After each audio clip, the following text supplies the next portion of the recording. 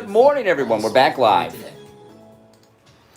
That's right. I'm Brian Craig. This is the most pro-Donald Trump radio show anywhere. So if you love Trump, subscribe. You're going to love the show. If you don't love Trump, you'll love the show, and you'll grow to love him. Dial 1-888-COCAINE. Yes, yes. Welcome, everyone. My name is Brian Craig. This is the Steve Kane Radio Show. We are back live. It's Friday, July the 10th, 2020. We are back live. We were off yesterday because I went to Walt Disney World, which I'll talk about in a little bit. If you go to my Instagram, Brian Craig Show on Instagram, I just put a couple of pictures up there from my trip to Walt Disney World's Magic Kingdom yesterday, and I will talk about that because if you're watching on YouTube, I got some sun. Awesome. Yeah. I know. I got some color to my face. I'm not such a white boy right now. Oh, my goodness. Yeah, so you can check that out on my Instagram. I will talk about my trip to Disney World later in the show. It is relevant to the world of masks and social distancing and the schools reopening because this was really my first time out and about. So I had a great time at Walt Disney World yesterday. And I just went up for the day. But I'll talk about all that later on. There's so much happening, so much going on. You know, you saw probably yesterday, Shepard Smith is coming back to television, and he's going to be doing a nighttime show from 7 to 8 p.m.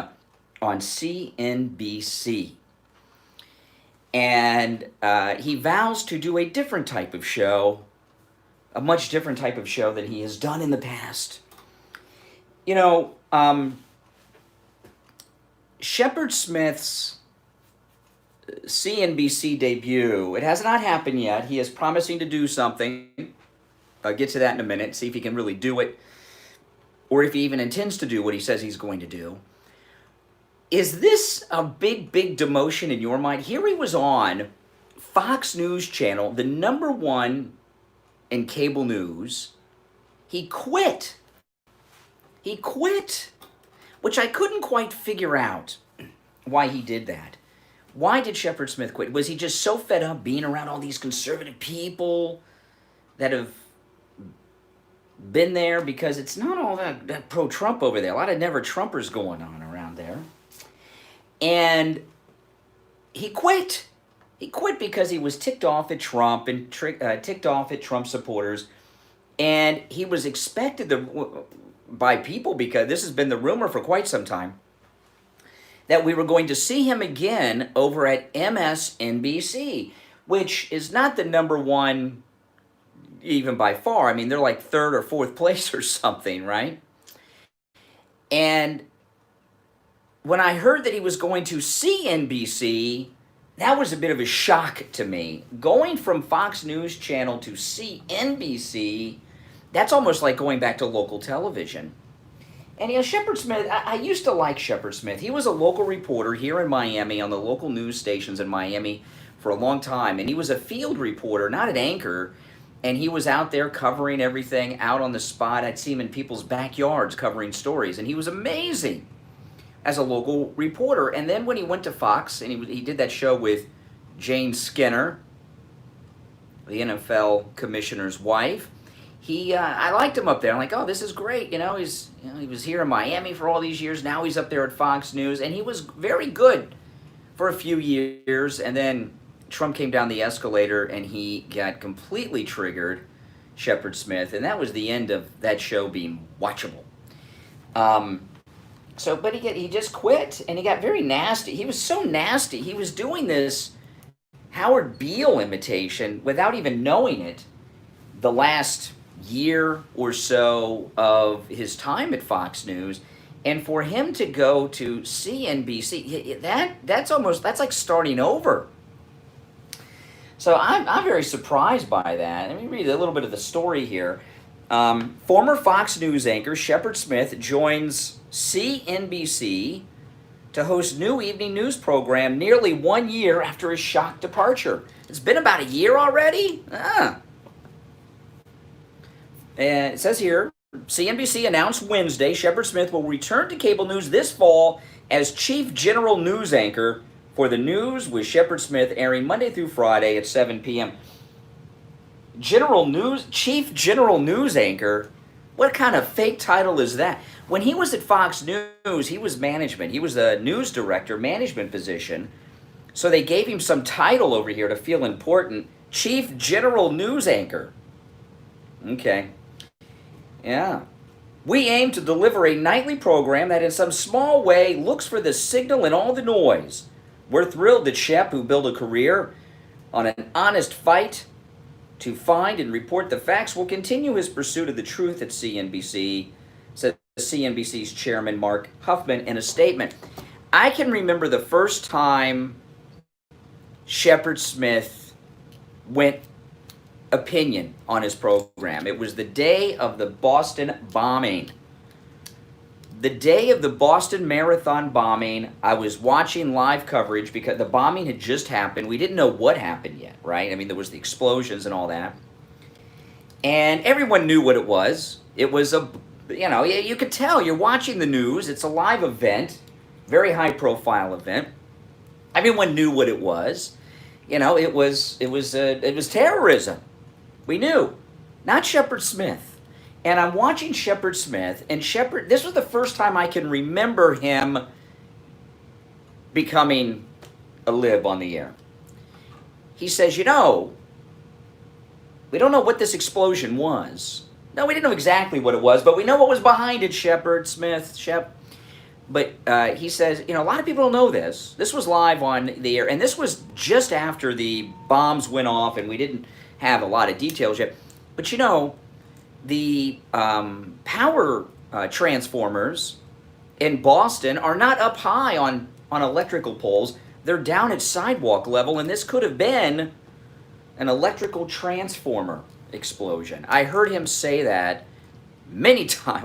Twice? And I knew right then. I was like, what a jerk. What a jerk. Everybody knew what it was, but that was Shepard Smith. That's when he came out of the closet as a liberal activist on Fox News Channel. What else do we have here? The newscast is intended to serve as the perfect bridge between CNBC's daytime investor-focused news programming and the network's aspirational business-oriented entertainment programs in prime time. Now, I'm not a big watcher of CNBC, but every time I flip over there, it's like it's either Shark Tank or Jay Leno's Garage. Doesn't that air on CNBC? Oh my goodness. He should have come back to Miami if they would have him and go on one of the local news. At least he'd have people watching. Shepard Smith will assume the roles of Chief Breaking General News Anchor. This guy in his title, General Chief News Anchor, and he's also got another phony title. Is Shepard Smith insecure? This guy has more titles going into this new CNBC job than the Queen of England has.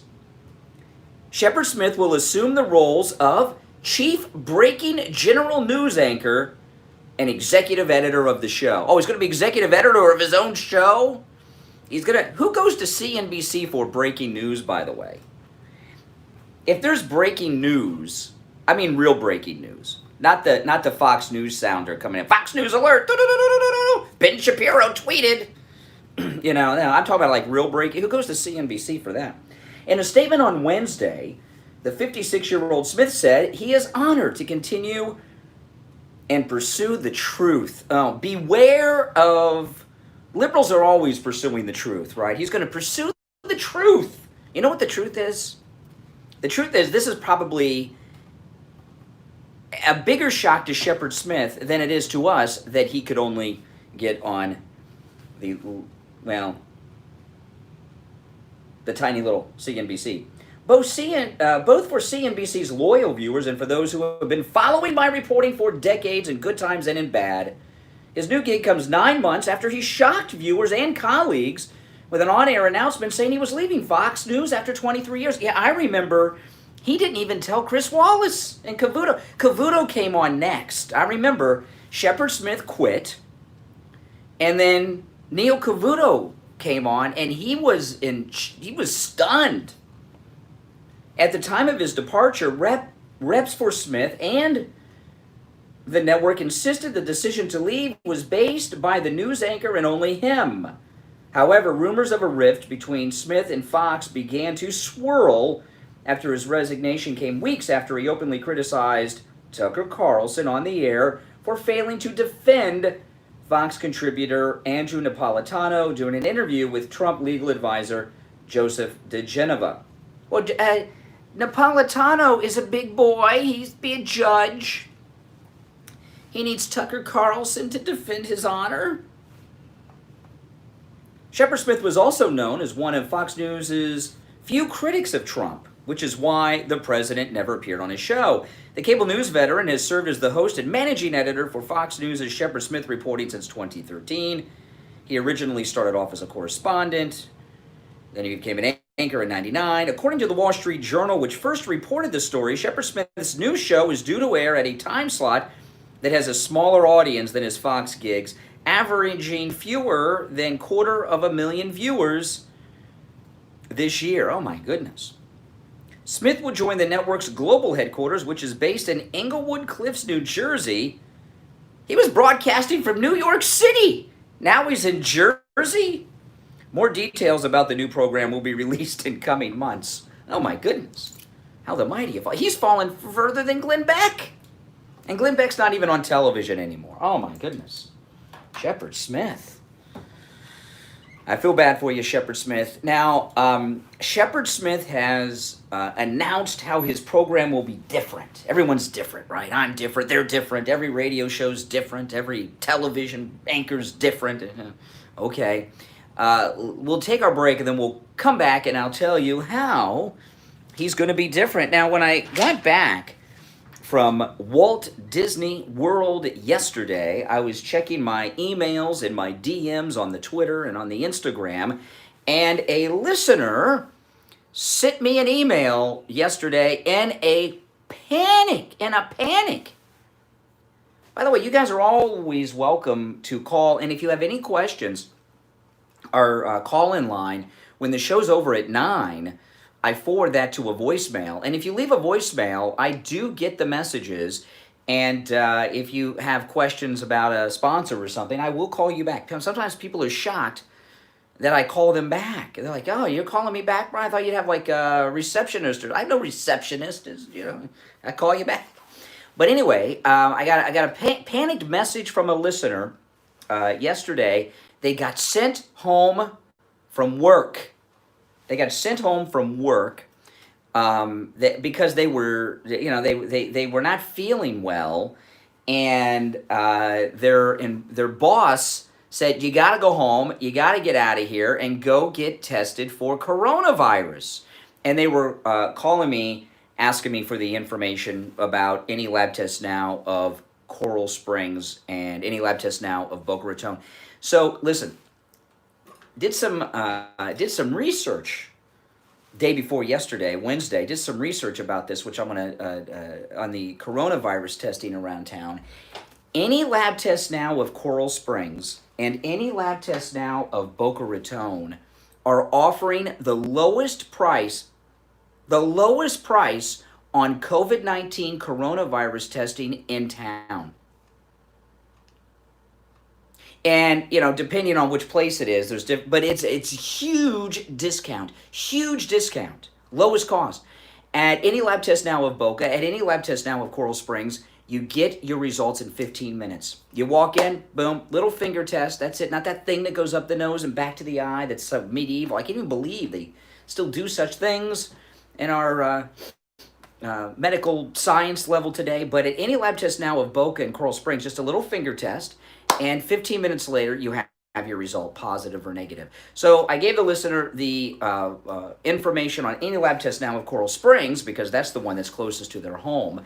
And I hope they went over there yesterday, but if not, they can do it before work today, right?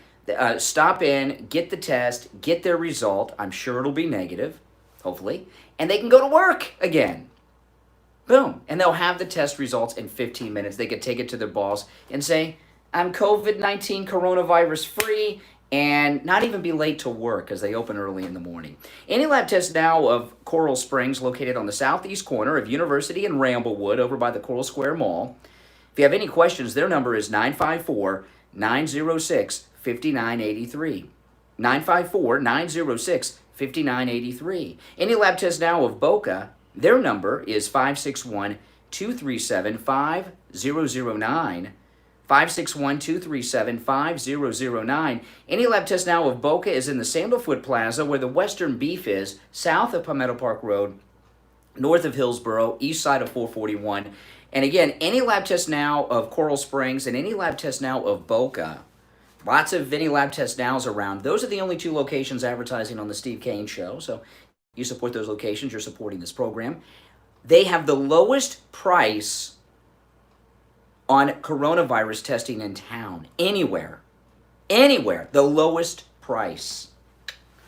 All right, so give them a call. Make sure you mention you heard about them on the Steve Kane Radio Show. So Shepard Smith, major demotion. His career is going down the tubes. He has been exiled to CNBC. That sounds like a job that somebody gave him out of a favor. CNBC, doesn't it? Oh, let me throw him a bone. I owe his agent. You know, like he's got. It's like Shepard Smith's agent. This is what it looks like. Like Shepard Smith's agent represents someone that's like sought after talent that they want over at NBC somewhere. You know. Like they're representing somebody that's on some hit NBC primetime drama, and they're giving the agent, they're throwing them a bone to give Shepard Smith this job on the lowly rated CNBC just so they can keep the deal going with the person that they really want to help. You know what I mean? It seems like it. So Shepard Smith went on MSNBC yesterday. He was a guest on one of the shows, and he announced this show's going to be different. Shepard Smith is going to change news. He's going to do things in a way that's just not being done anywhere other than what Shepard Smith. He's not going to do it now. It'll be in the fall, but he's going to do it different.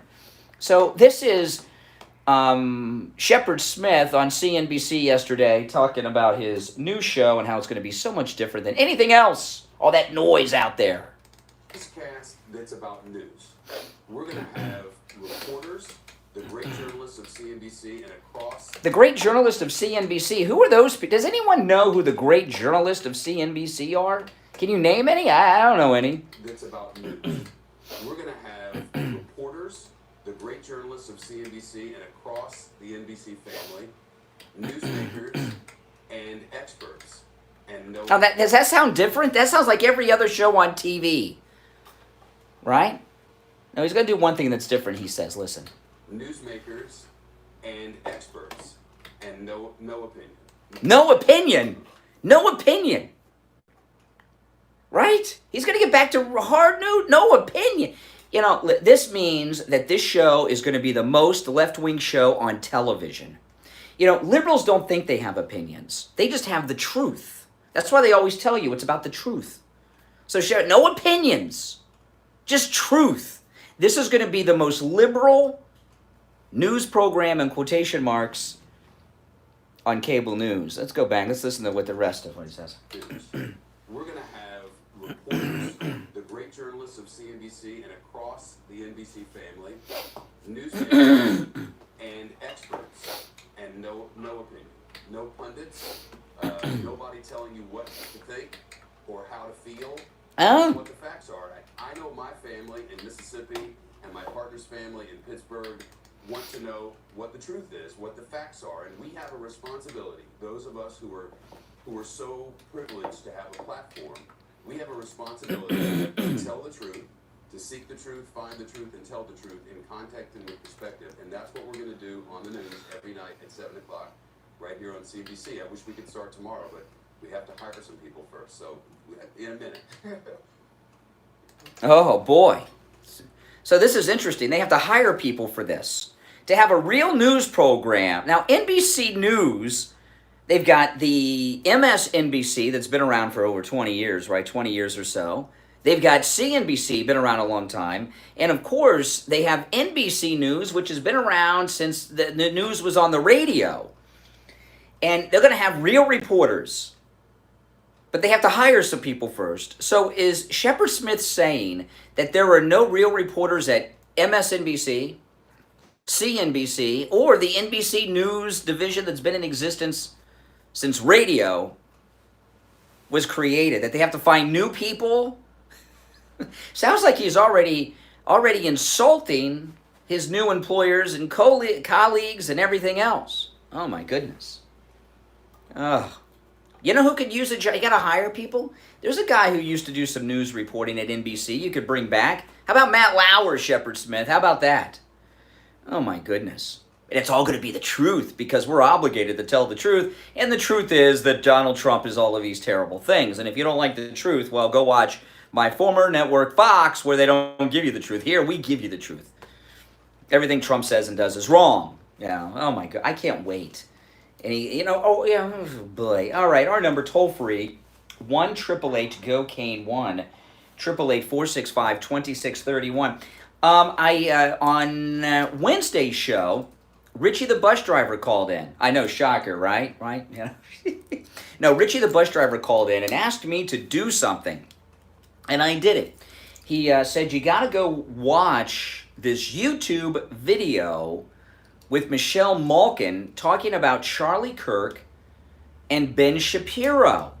And I went and watched it, and it was more than just a little confusing because I watched this video of Michelle Malkin, and what has happened is there has been months and months of drama going on, and Michelle Malkin, who was all fired up about Kirk, mostly Ben Shapiro, she assumed that viewers knew a lot about it. So I didn't have enough of the backstory to get an idea of everything that's going on. But I did pick up a little bit, and Michelle Malkin is pissed off at Ben Shapiro. I mean, she is. In fact, in this video, you guys go look up Michelle Malkin. I love Michelle Malkin. Michelle Malkin is awesome. And she has aged so well. I haven't seen her in a while. She is in shape. She was wearing this sleeveless shirt. She is like a bodybuilder, Michelle Malkin. I've never seen her arms bare before, and oh my goodness, I would not want to mess with her at all. But anyway, she does a show on YouTube. She has guests, and she should have George Takei on because George Takei hates Michelle Malkin. He's tweeted about her in some really challenging ways I've seen, because I follow them both on Twitter, of course, because George Takei is Mr. Sulu from Star Trek, and I love Michelle Malkin. But anyway, I heard her mostly say this about Ben Shapiro, but Charlie Kirk was lumped in there. Michelle Malkin believes that she's a victim of a conservative cancel culture. That she said Charlie Kirk and Ben Shapiro, but mostly Ben Shapiro, who is very much opposed to the cancel culture, which I am too. The cancel culture has gotten out of control, and they're canceling out liberals. So we may be in the final days of the cancel culture. I don't know. But Michelle Malkin believes that there's a conservative cancel culture, and they're canceling her out. She's not being invited to events to speak, etc., etc., etc. And she had said some good things about an organization and some people I've never heard of before. And Ben Shapiro and some other conservatives are saying that those guys are anti-Semites. And I guess Michelle Malkin praising some things that they've done is guilt by association. And they're calling Michelle Malkin an anti-Semite as well. And that's why they are canceling her from all of these conservative events. There's a conservative cancel culture going on. Now, I've been following Michelle Malkin for a long time. I mean, she's been around forever.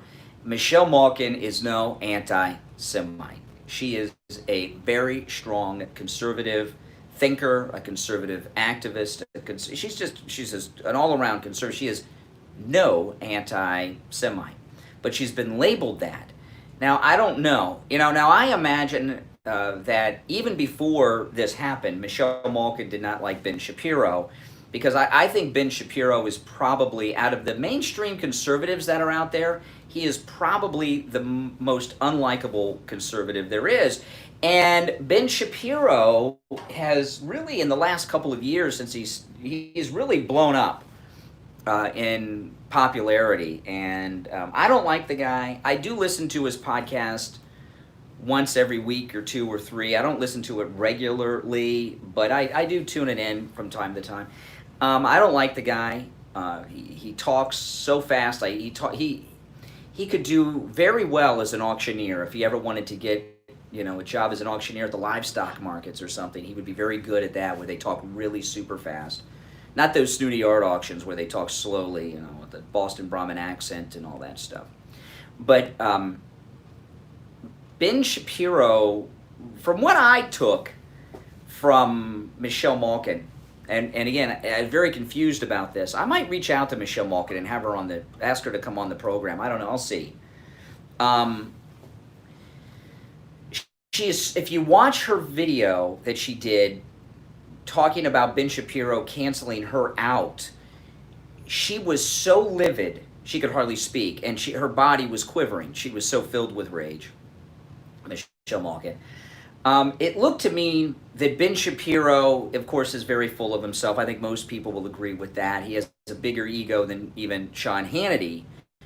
And he is taking over in his mind a leadership position in the conservative movement that and he probably thinks, Rush and Mark Levin and these guys are just a bunch of old fogies and their time is over, and it's, typical millennial type attitude. I don't know if he's technically a millennial, but it's a typical young person millennial type attitude. He is the heir to the conservative voice, and he's the true conservative, blah, blah, blah. Now, remember, he was a big never Trumper. He had written a column, Why I Will Never Vote for Donald Trump, back in the 2016 election cycle. So, so he's one of those conservatives that is tolerating Trump because it would be career suicide to be against Trump in the conservative movement these days. But he hates Trump and would like to see him lose the election, I promise you. And after Trump's second term, Ben Shapiro and others will see their true colors come out after that. But Ben Shapiro, canceling out Michelle Malkin is pretty disgusting to me, because she was out there when it wasn't popular to be a conservative.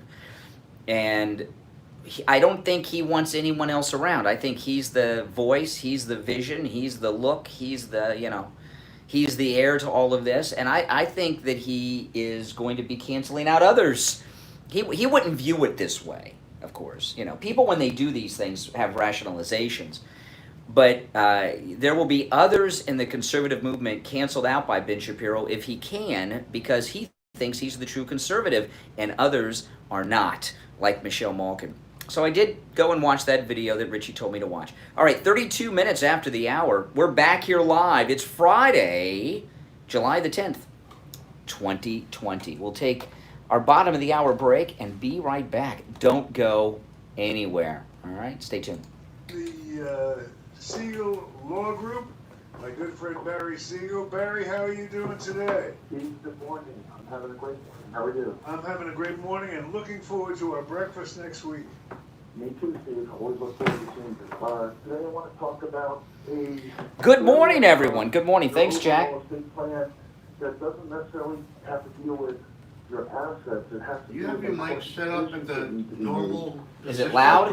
Low. Oh, it's low? It might be low. And Yeah. that deals with your health Yeah, care it's documents. so bad that when you're off mic, you're off mic. Okay. A good estate plan. I'll turn it up. There are three essential healthcare documents that are part of a great estate plan. One is your healthcare surrogate designation, which allows you to name those who you give the responsibility of making important medical decisions for you if you don't have the capacity to do so yourself. Those decisions could include end-of-life decisions such as pulling the plug. The second document is the living will, which is the document, think of it as a memo to your healthcare decision maker as to whether you want to have your plug pulled or not. So if you don't have your mental capacity and you're either have a terminal condition, an end-stage condition, or a persistent vegetative state like that Terry Schiavo had over in that Clearwater case many years ago, then it says you either want the machines keeping you alive, helping you breathe, and the feeding tube and the water tube, or you want those things removed. And then the one that most people don't know about is the HIPAA authorization, and that's so important. The HIPAA, that stands for Health Information Portability and Accountability Act, that came into law in 2003, So now when you go to the doctor, they want you to sign off that you read their HIPAA policy, and essentially that says that they can share your medical information with other medical providers, but not with anyone else. But with your HIPAA document in your estate planning, it says the medical provider not to share your medical information with anyone except for the people you list on that document, such as your spouse or your brother, your sister, your parents, your children, or friends. Whoever you name, they can access your medical information, your records, and speak to the medical providers. Without that, they're trying not to give out that information, and that could be a disaster. So those are the three important healthcare documents that are part of the overall estate plan. All right, there you have it. If you want to make an appointment with Attorney Barry Siegel, you're going to find him a delight to deal with, very knowledgeable, and he can help you solve those problems that are, for some people, very difficult to solve. Call to make that appointment, 1-855, that's toll free, by the way, 1-855-FLA 3782. Barry, good talking to you. We'll speak soon, all right? Okay, Steve. Take care, my friend. All right. Listen to the Steve Kane Show on iHeartRadio. Just search for WWN. All right, welcome back, everyone. I'm Brian Craig. This is the Steve Kane Radio Show, Florida's longest-running radio show. We are back live. It's Friday, the 10th of July, 2020. We were off yesterday, but back live today. So welcome back, each and every one of you. So Shepard Smith back at CNBC, Michelle Malkin versus Ben Shapiro. You know, I tuned into Rush yesterday when I was driving home from, I left Disney World very early because it was too hot with the mask. I couldn't breathe. But on the drive home, I was listening to Rush for quite a bit, and I missed the first hour, so I listened to the second 2 hours of Rush on my drive home yesterday. And he was taking calls. Every single caller said a variation of the same thing. And I imagine this has become a trend on Rush's show. I've been listening for 20 years and I plan on listening for 20 more. Another guy called in, he says, I average a call, this is my second time calling Rush, and my average call is every 25 years, and I plan on making a third call, was one of the calls yesterday. Let me tell you, what a great, loyal, very positive audience that Rush has. And the show was pretty damn good yesterday. And, you know, I'll tell you, listening to Rush yesterday, it did not sound at all like he was dealing with any type of illness. It didn't sound as if he was going through any type of treatment. It didn't sound like he was dealing with any type of mental issues either, going through an incredible, and that is not easy to do. It's something that Steve and I have talked. Steve, by the way, Steve will be back on Monday. Steve took a bit of a vacation this week. He was here on Monday, but the rest of the week off. He'll be back on Monday. Steve has told me this many times, that, you know, there's been times I've had things going on in my life that you out there in the listening audience would not imagine. And Steve says when you're on the air, I can't even tell you're sick, or you got this going on, or you've got this. And I've had some pretty big things happen. They're pretty brutal to deal with personally. And then I got to be on the air. And he says, I can't even tell listening. And I can tune it out. Not many people can do that. But for the most part, I can tune out.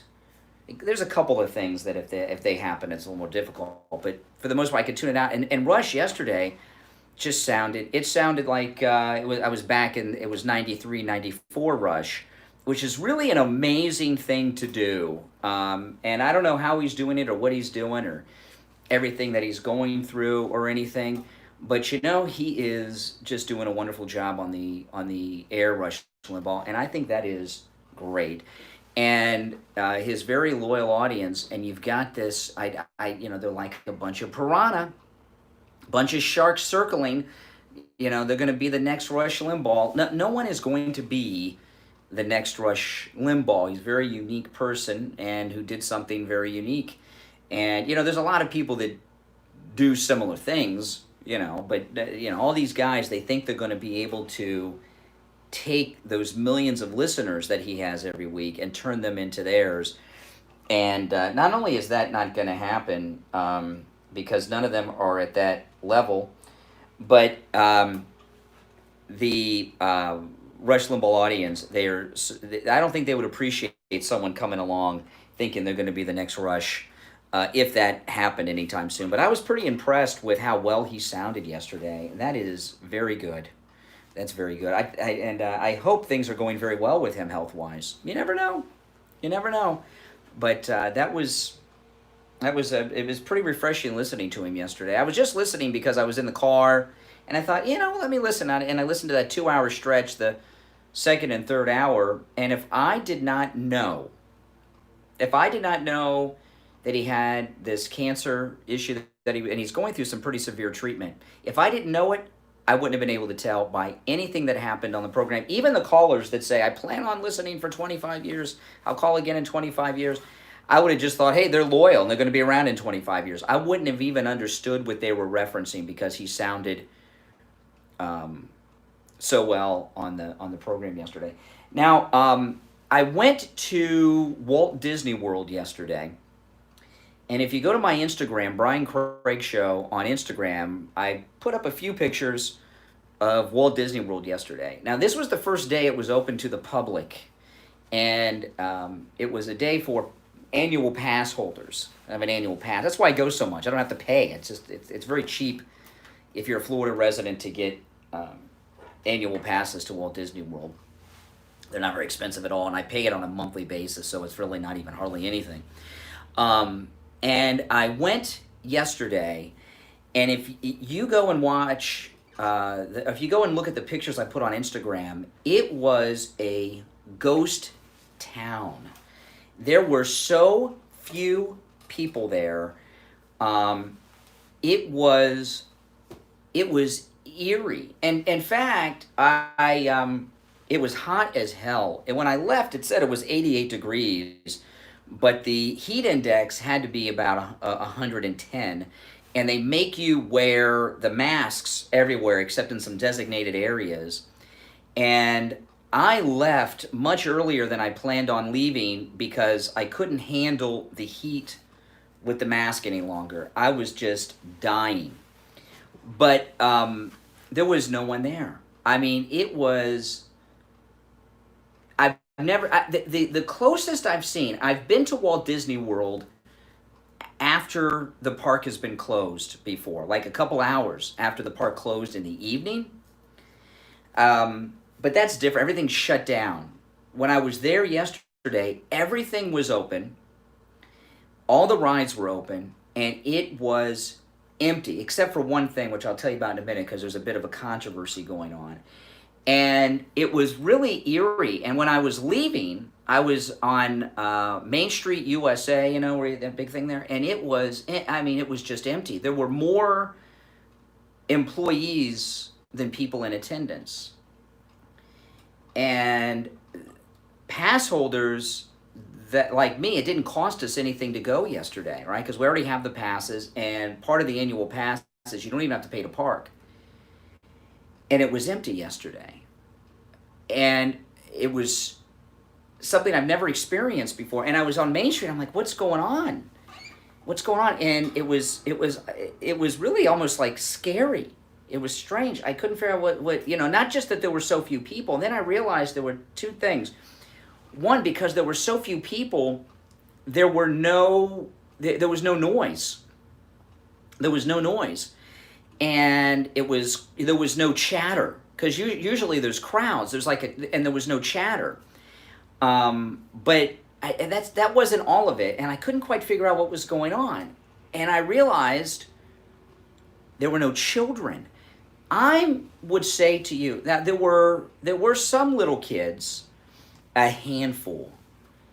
There were so few children at Walt Disney World yesterday. I've never seen that before. It was almost as if it was an adults only ticketed event. And there were a few people with strollers, not that many. I saw 2 or 3 toddler age. Didn't even see really any teenagers or anything. It was like 20s and above. And it was just a strange thing to experience. And I noticed there was a lot of controversy on the program. Steve was upset with me about social distancing. Social distancing was very much enforced just because there was no one there.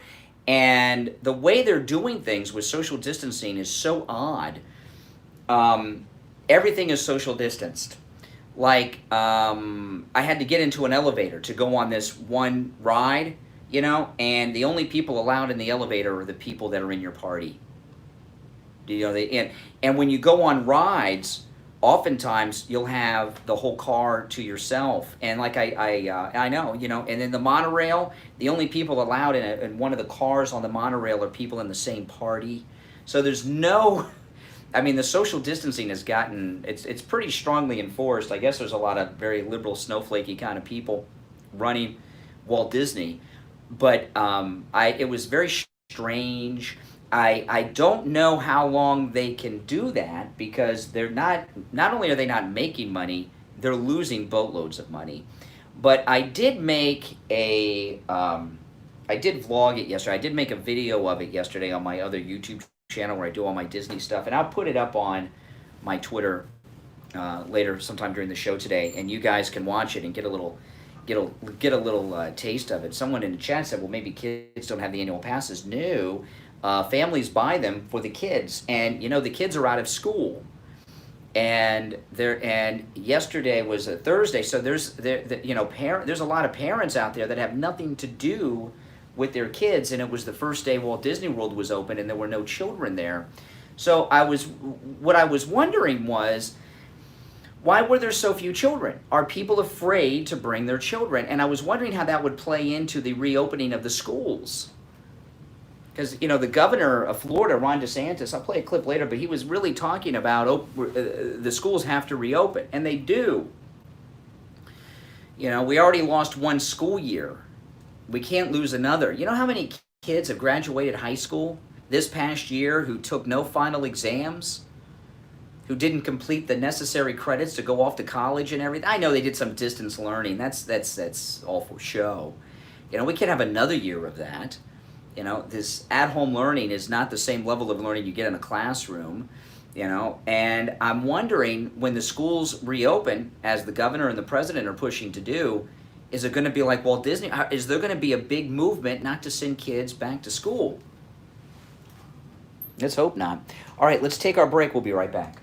We are chatting today with Frank, the owner of two magnificent Ace Hardware stores. One, Deerfield Beach, 365 South Federal Highway, about a quarter of a mile south of Hillsborough on the west side of Federal Highway. And the other, Beach Ace Hardware, located at 232 Commercial Boulevard, half a block west of A1A in Lauderdale by the Sea. Well, one of the things I noticed when I first walked into Ace Hardware is that you carry such a wide variety of the big brands all under one roof. It's astounding. That takes this new practice. It's called Best Brands, and under one roof we have major categories. Let me give you an example of two. Yeti coolers, Craftsman hand tools, Milwaukee hand tools, Steel Tower equipment, Benmore paint, Weber grills, Napoleon grills, Traeger grills, Big Green Egg. We are a platinum dealer. We have the largest selection of Green Egg products, all under one roof, all with people that are experienced and show you how to use these products.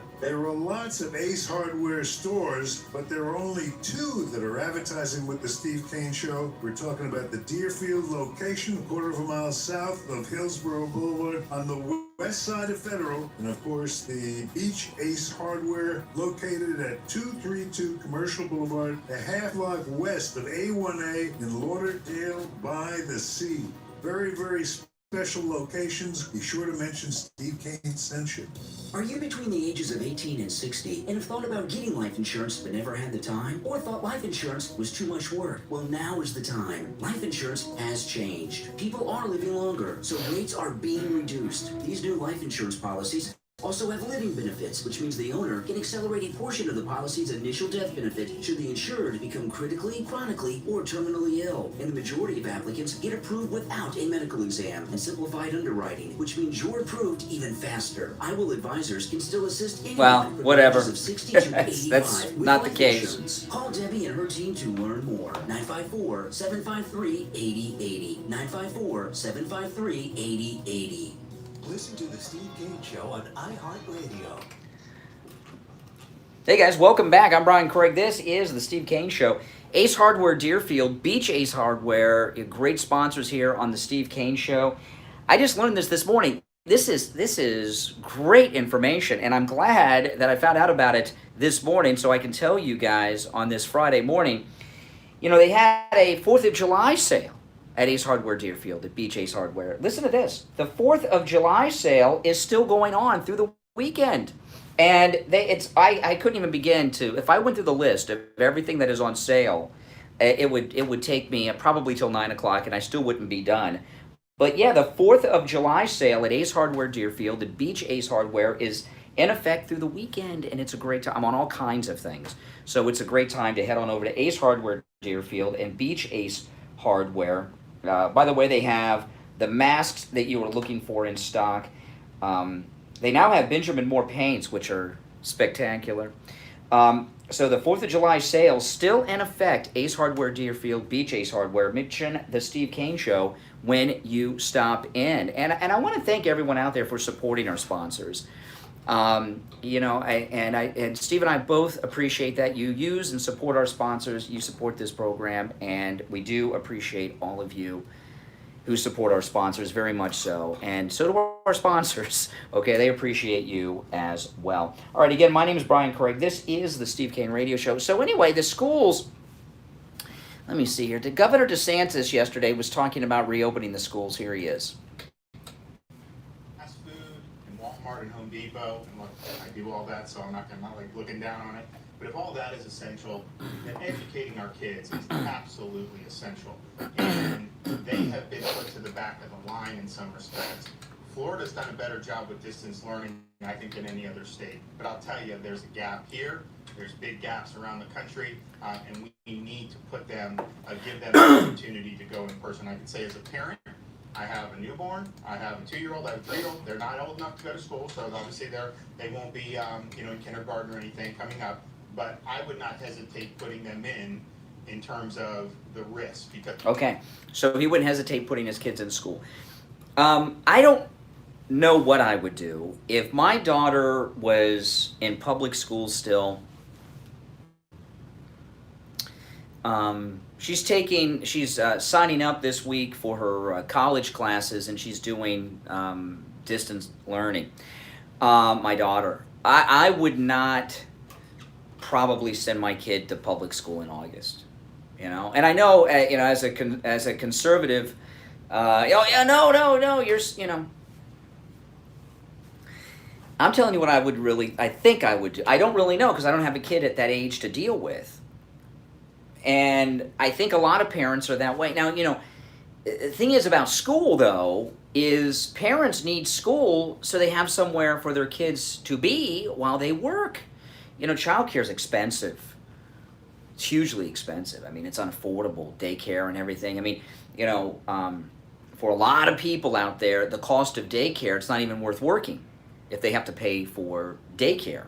Now, liberals may like that so they can come up with some, things, but children don't take the same precautions that I would take. And, like I say, I remember when my daughter was in public school, I was getting colds and flus all the time because kids just are kids, and they bring it home. You know how that is. And in this situation, I don't think I would want to send my kid back to school. Now, I'm in a bit of a different situation because of my wife's health situation. There's always someone home. So if my daughter were in elementary or middle school, there'd be someone home all day. My wife, I wouldn't have to worry about her being home alone. And I know a lot of people don't have that luxury. So, a lot of people have no choice. But I'm wondering, when I was thinking about this yesterday, when I noticed, and it took me a while to figure this out, how few children were at the Disney World yesterday. I mean, none. I mean, it was never seen anything like it, really. It was so weird. And my only thought would be it has to be that a lot of parents, for whatever reason, didn't want to take their kids. And when schools start up, and there will be school districts, you know, I can see a situation where a state like here in Florida opens up for schools because the governor seems to have given the green light, but there's going to be a lot of districts, typically Democrat liberals, that are trying to tank every aspect of the economy, who are going to keep the schools closed and do distance learning. But when they do that, you know, when kids do go back to school, there's going to be two things to look out for. One, of course, is how many parents do not send their kids back to school. And I think there's going to be a significant number that don't. The second is the news media are going to be at schools waiting for the first coronavirus diagnosis that is related to schools reopening so they can blame Trump and whatever Republican like Governor Ron DeSantis for it. You know, I remember when I was in third grade, I was bused. This was in Columbus, Ohio, and it was the first year that we had busing. And for the first week that I was in school, television cameras were at the school before and after school filming all the white kids getting on and off the school buses at the high school, or I mean at the elementary school that was mostly black, you know, before, because they bused us to a black neighborhood. And it was big news. That is what's going to be happening with this. The news media are going to be at all the schools and watch the kids come and go for a week, and when someone gets sick, oh my goodness, they're going to have a media meltdown, and they're going to be waiting for that, because then they've got a narrative. And with the timing of things, because really here we are, it's the 10th of July, almost halfway through this month. We got August is when school starts to go back. The media are hoping they can get their first cases in enough time to try to damage President Trump for the upcoming election. That's what they're going to try to do, because they're twisted people, except for Shepard Smith, who's going to be no opinion and just the truth with his new CNBC program. Oh, you know, when Shepard Smith, by the way, goes to CNBC, his ratings are going to be huge at first, because a lot of us are going to tune in to check it out that first week or two. And the first thing we're going to have to do is find out where it is. I don't even know where it is. I know I do pass by it sometimes, CNBC. I'll have to look on the channel guide to actually find CNBC, but I will, and then you will. But what are we going to do the second week, right? Will we be watching? No. He'll have a huge increase the first week, especially the first couple of nights, and you'll see NBC with this new championing of Shepard Smith with these CNBC the first week will probably have the highest ratings they've had in their history. So Drudge and all these places, CNBC breaks records, highest ratings in their history with the debut of Shepard Smith's show that's all truth and no opinion. But 2 or 3 weeks in, you know, I remember when Piers Morgan went to CNN in that Larry King time slot, and he had Howard Stern on the second night, and it was so great. Howard Stern did not like Piers Morgan. I don't know why. Maybe because he knows him, right? Because he seems like a jerk to me, Piers Morgan. And he says, you had Oprah Winfrey on last night, and she was a big deal then. You've got me on tonight, so you're going to have huge ratings, but what are you going to do next week? And he's like, I have the #1 show in the UK. He said the #1 show in the UK is like having the #1 show in Jersey. And we know what happened to him, right? Piers Morgan, he went down the tubes. Howard Stern was right. And Shepard Smith at CNBC, it's a similar thing. He is going to come out with huge ratings in the beginning because of the curiosity. 2-3 weeks in, they're going to tank again. They'll get a boost from what they normally have at 7 p.m. probably long term, but it's not going to be much, because like Ben Shapiro, Shepard Smith is not likable. And you know what he's going to run into?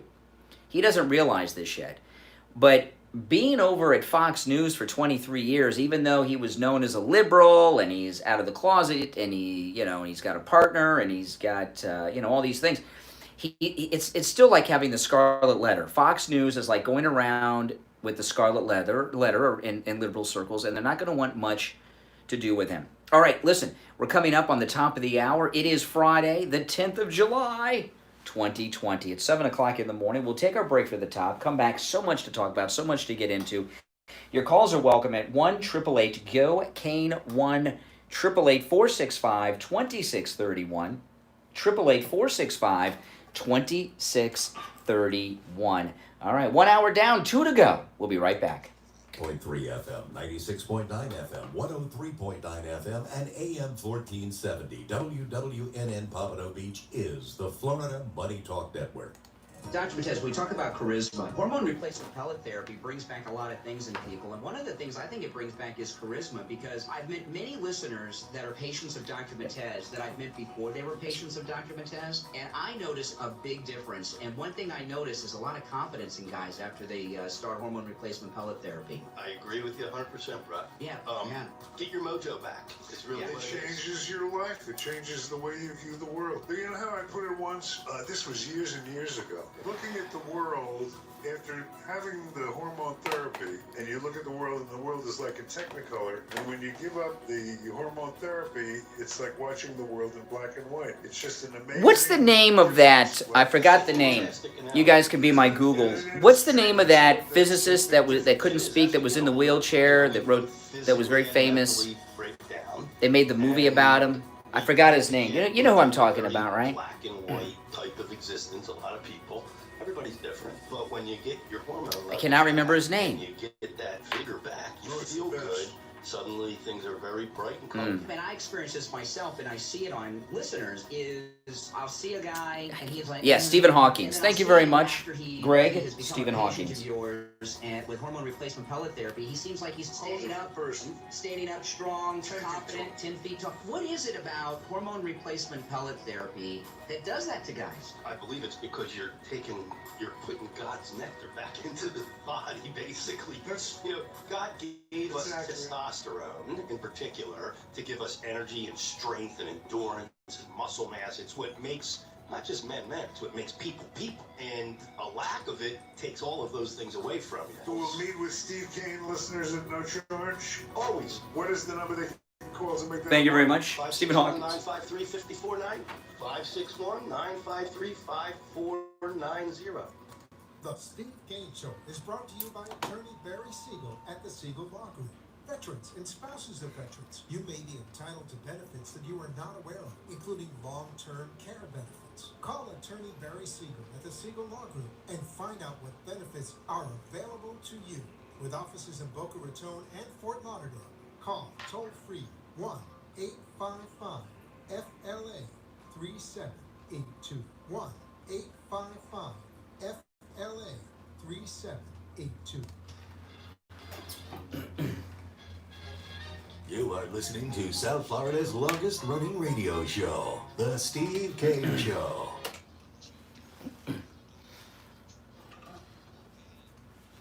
That's Thank you. 1-888-GO-CANE, 1. And now, here's... Good morning. You're on the radio. No. Oh, I forgot. Oh, shoot.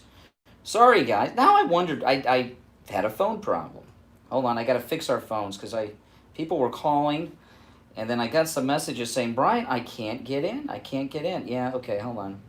There we go. I fixed the phones. Oh, boy. I didn't have the phones turned on. Well, hey, listen, I had a day off. I drove to Orlando and back, and one day I was forced to wear a mask over my face in the heat, breathing in my carbon dioxide and over 100-degree heat index, so maybe I'm a little off today. But I sat here for the first hour and didn't have the phones turned on. Isn't that nice? I knew something was going on, but I didn't. When I was listening to Rush yesterday, he went to the phones and the phones weren't working, and I felt so good about myself. It's like, oh, we're not the only ones that this happens to. You're on the radio. Good morning. Are they still not on? Did I not do something in here? Hold on. Program. All right. Once, twice. Let me see here. Hold on. Now, okay, now I got them on. Oh my goodness. Oh my goodness. Am I okay? Am I like Joe Biden now? Right? I think I got them working now. We'll find out the next time I take a call. 1-888-GO-CANE-1. That is our number. 888-465-2631. Okay, took care of that. Let me see here. There's one other stupid thing that they have on this phone system we have. No. Okay. That should work. I may have to do a test during the break. Oh my goodness. Good morning. Oh my gosh. See, I got to press 1. Good morning. It was good. A great day. She showed there was hardly anybody there, but she said that it's like pouring in the future. She says she was from the disease control of Florida or something. That it's like pouring gasoline over a fire to go to Disney World with the way the situation is here right now. And my question, I think, this is only an opinion, with the school, I think the president is really losing this argument. He looks like he doesn't give a damn. This way. What? Okay. The president. What argument is President Trump losing? Send the kids back to school because, and I'm talking about. Well, no, did you hear the first hour of the show? Okay. Now, if you're just tuning in, let me just recap a little bit here. I'll do the Reader's Digest version, if people even know what that is anymore. But I was at Walt Disney World's Magic Kingdom yesterday, and it was a ghost town. And if you go to my Instagram, you can see some of the pictures. In fact, on my Twitter, I made a video yesterday. I just posted the video I made yesterday on my Twitter. You guys can watch. It was a ghost town. And I was talking, Richie, in the last hour. It was just, I was walking down Main Street, and it was about 12 o'clock yesterday, and I had this eerie feeling, like it was like scared, and I couldn't figure out what was going on. And then I realized two things. One, since there was no one there, the sounds were different because there was no chatter. You know what I mean? And I could hear, and then I realized there were no children. There really were not. There were so few children there. I mean, I didn't realize there were no children until I went to take a picture in front of something, and I had to wait for a woman who had like a 5-year-old taking a picture, and I thought to myself, you know what? This is the first kid I've seen all day at Disney World. And my guess is that when they do reopen the schools, if they open them next month, there are going to be the schools are going to be empty. Parents are not going to send their kids back. It's like the Jewish holiday when you see maybe. Well, I don't know. When I was going to school in Columbus, Ohio, a Jewish holiday was like every other school day. The schools were packed. Maybe a teacher or two wasn't there because there were no Jews, But in Florida, a Jewish holiday would be pretty empty. You also have the teachers union that gets going back. You have the press. Well, this is an interesting thing. I was talking about this on the show the other day. You have liberals advocating homeschooling and conservatives arguing against homeschooling and telling us that homeschooling, they call it distance learning, but how homeschooling is no good. Like, even our governor yesterday was talking about the problems with homeschooling. He calls it distance learning, it's also called that. And liberals want homeschooling. Where I haven't seen too many teachers union people on television. If we're doing homeschooling, we don't need as many teachers. So where are the teacher union advocates for teachers' jobs? I would think school teachers are pretty scared right now. They're getting paid now. But a lot of, I know people think every school teacher is locked in. That's not the case. Not every school teacher has a continuing contract. And there are a lot of teachers that don't know if they have a job next month. Bring up something.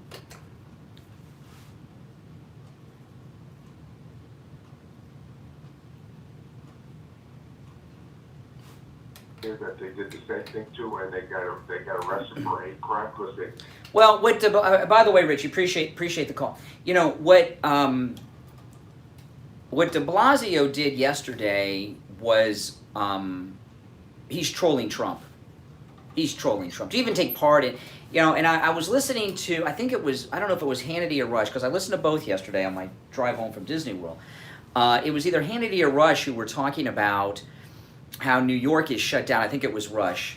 Completely shut down, right? And they're letting people come out and do this yesterday. Now, what I was curious about when I was watching the painting of Black Lives Matter, what about regular painters? There's painters that want to come into do painting in businesses and in homes. They can't work, but Black Lives Matter can go paint in the street. They've got this storm coming to New York City, 50-mile-an-hour winds. That's nothing. We're in Florida. We can take much more than that because this is hurricane country. But it's they got this storm coming. People have been out of work. De Blasio is trying to make New York collapse, is what he's trying to do. He wants it to collapse. And there are so much suffering going on in New York today. And I know people talk about, the crime, and there's certainly that because of what's going on. But how many people are broke and don't have enough money for basic needs for their families and themselves? I would imagine that in New York City and other liberal cities like New York, that hunger is at an all-time high. There are probably more people in America right now and more children that are going hungry than since the Great Depression. And I mean that because they're not working, they have no money, the little bit of money that's coming in, and schools. Remember Michelle Obama's lunch program where she was going to give healthy, low-calorie lunches to students to bring back fitness and all this stuff? And that was a big problem. And the problem with that, it was talked about a lot at the time. The public schools serve a lot of purposes. There's a lot of purposes to the public school system beyond an education. There are so many, these are things we don't like to think about in America, but there are millions of children who without that breakfast and lunch in public school, they don't eat. There are kids whose last meal, their dinner, this is serious, and this is true. There are millions of children whose dinner, the last meal of the day, is what I'm calling dinner, is lunchtime at school, that free lunch that they get. And they only had breakfast because they got free breakfast too.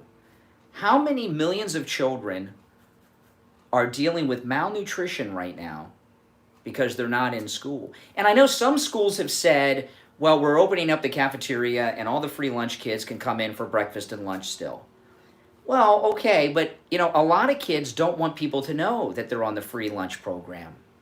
All right? So they're not going to do it. That's just one aspect. How many rents are not being paid? How many mortgages are not being paid? How many car payments are not being made? There is a financial crisis in sectors that we haven't seen yet because they're keeping New York City shut down and elsewhere.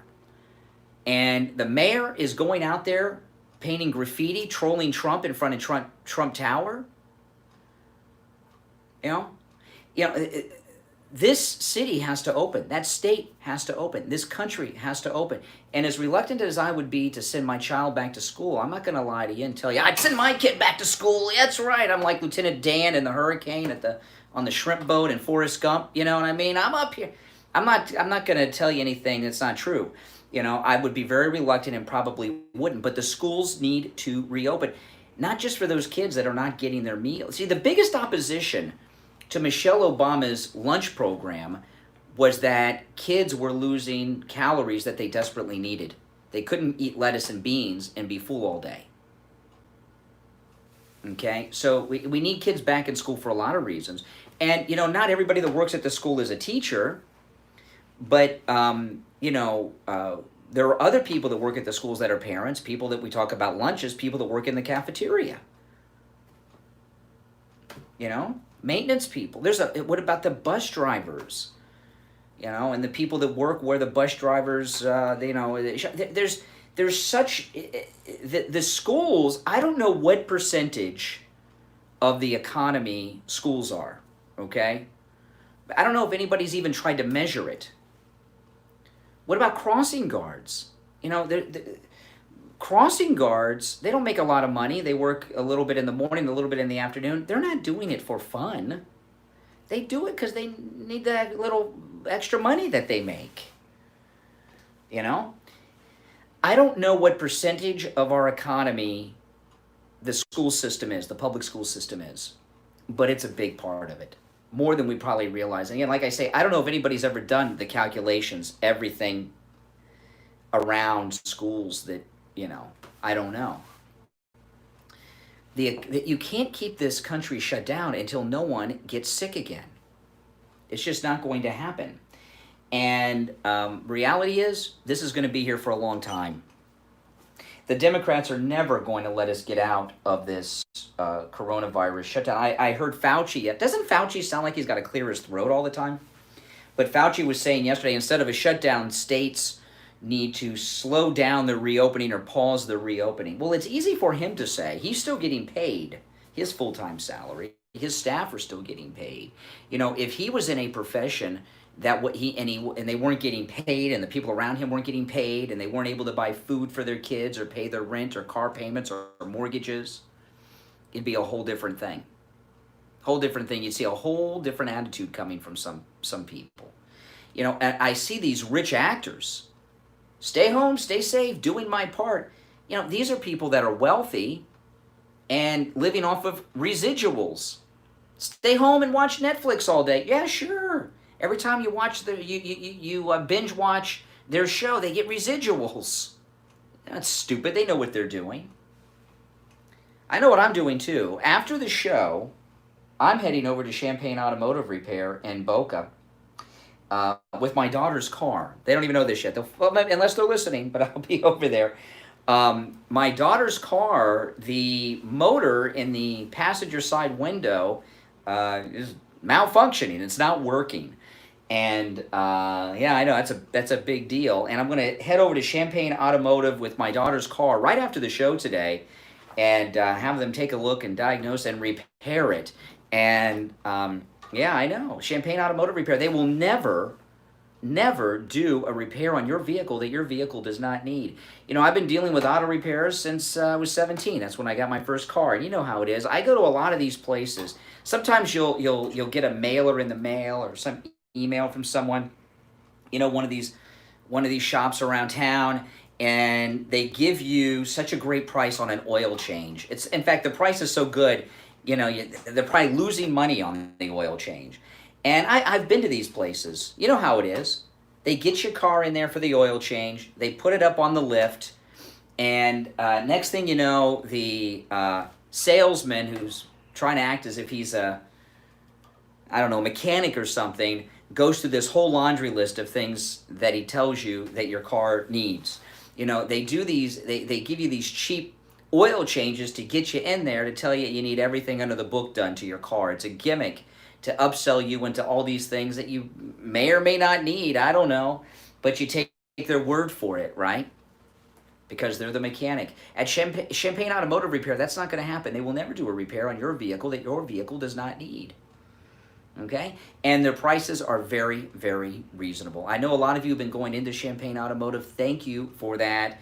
And we've had listeners that have driven pretty far to go to Champagne Automotive because it's so difficult to find an auto mechanic that you can trust. So when I get off the air at 9 o'clock this morning, I will hop in my daughter's car and drive right over to Champagne Automotive Repair in Boca. Their address is listed at stevecaneshow.com.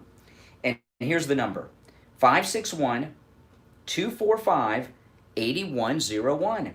561-245-8101. Champagne Automotive Repair in Boca. We'll be right back. Don't go anywhere. When I tell you about Brighton Dental Care, I just had a lot of work done, and I avoided going to the dentist for a lot of years because I was afraid of the cost. But I went to Brighton Dental for my free consultation, which, by the way, he offers to all Steve Kane listeners. I had 2 cavities, I needed a crown on top and a crown on the bottom. If I were a horse, they would have put me down. So I scheduled my appointment for the next Saturday because Brighton Dental has Saturday appointments available, and they saved me a ton of money. And I will be a patient for life. Don't let cost stop you from taking care of your teeth. Brighton Dental gives Steve Kane listeners incredible discounts on all dental procedures, just like they gave me. Prices are so reasonable, you don't have to worry about the cost. So call Brighton Dental today at 954-922-4633. That's 954-922-4633. You can visit them at brightondental.com and tell them Lori Kane sent you. Listen to the Steve Kane Show on iHeartRadio. Just search for WWE. All right, welcome back. I'm Brian Craig. This is the Steve Kane Radio Show, Florida's longest-running radio show. On the radio since 1977. It's Friday. We're back live. It's the 10th of July, 2020. Welcome back. Our number toll-free, 1-888-GO-KANE-1. All right, so Biden with this interview with the guy who I've never heard of before, who sounds like Stephen Hawking, who I read in an article today is a Medicare for All advocate. Okay, I understand. He's dealing with severe disability and health issues, and the guy interviewing him has medical expenses beyond imagination, I'm here to tell you. So I understand him, so I'm not going to give him a hard time. But let me talk a little bit about this. This is Joe Biden being interviewed by the Stephen Hawking guy. Surplus military equipment for law enforcement. They don't need that. The last thing you need is an up-armored Humvee coming into a neighborhood. It's like the military invading. They don't know anybody. They become the enemy. They're supposed to be protecting these people. So my generic point is that... Can we agree that we can redirect some of the funding? Yes, absolutely.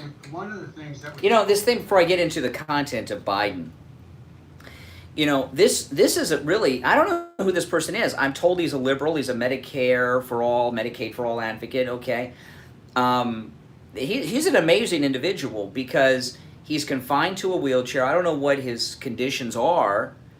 He cannot speak, and he's using this Stephen Hawking voice thing, and he's still out there doing it, man. He's got a cause. He supports. He advocates for it. He's working. I'm assuming, I don't know what this is that Biden was on, but he's got some type of program, which I'm sure he makes money off of. I mean, when you've got a guy who can't walk, can't talk, can't speak, and he's able to advocate for his cause. You want to, that all the talk with Black Lives Matter, you want to talk about having the world against you. Look at this guy, and he's doing it. I don't care if he's a liberal Medicare for all advocate. Oh, man. How many of you could go to work and have a profession doing what he's doing? And, I heard this clip a lot on different programs yesterday. No one wanted to comment on that aspect of this guy. But anyway, let me go back to it, and then we'll talk about Biden and what's in play here. Because the word choice that's going on is very interesting with Biden. Surplus military equipment for law enforcement. They don't need that. The last thing you need is an up-armored Humvee coming into a neighborhood. It's like the military invading. They don't know anybody. They become the enemy. They're supposed to be protecting these people. So my generic point is that... Can we agree that we can redirect some of the funding? Yes, absolutely. One of the things that we also need to be doing... Okay, so we can move the funding elsewhere. See, they've moved away from defunding the police to moving the funding somewhere else. And they really haven't told us what that means. They talk about this military equipment.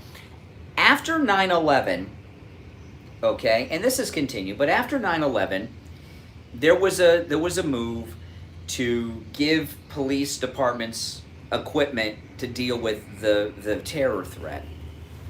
And you could make an argument whether or not they need all of these things or not. I would say that would be up to the local community, and and when they have armored vehicles, they're not armed. Okay, they don't give them tanks with cannons on them. If they give them anything that looks like a tank, it doesn't have a weapon to it. It's But anyway, regardless of all of that, they're not talking about the Democrats defunding the police.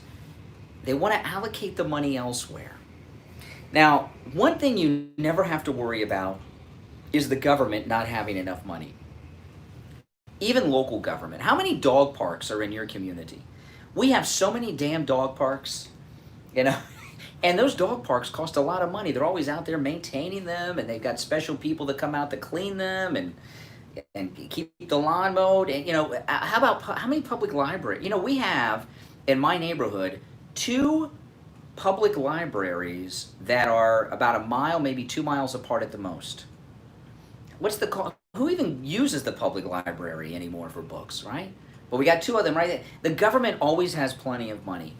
There's something more at play here. And what's going to happen with the police in this country is that what they're looking to do is change what police departments are.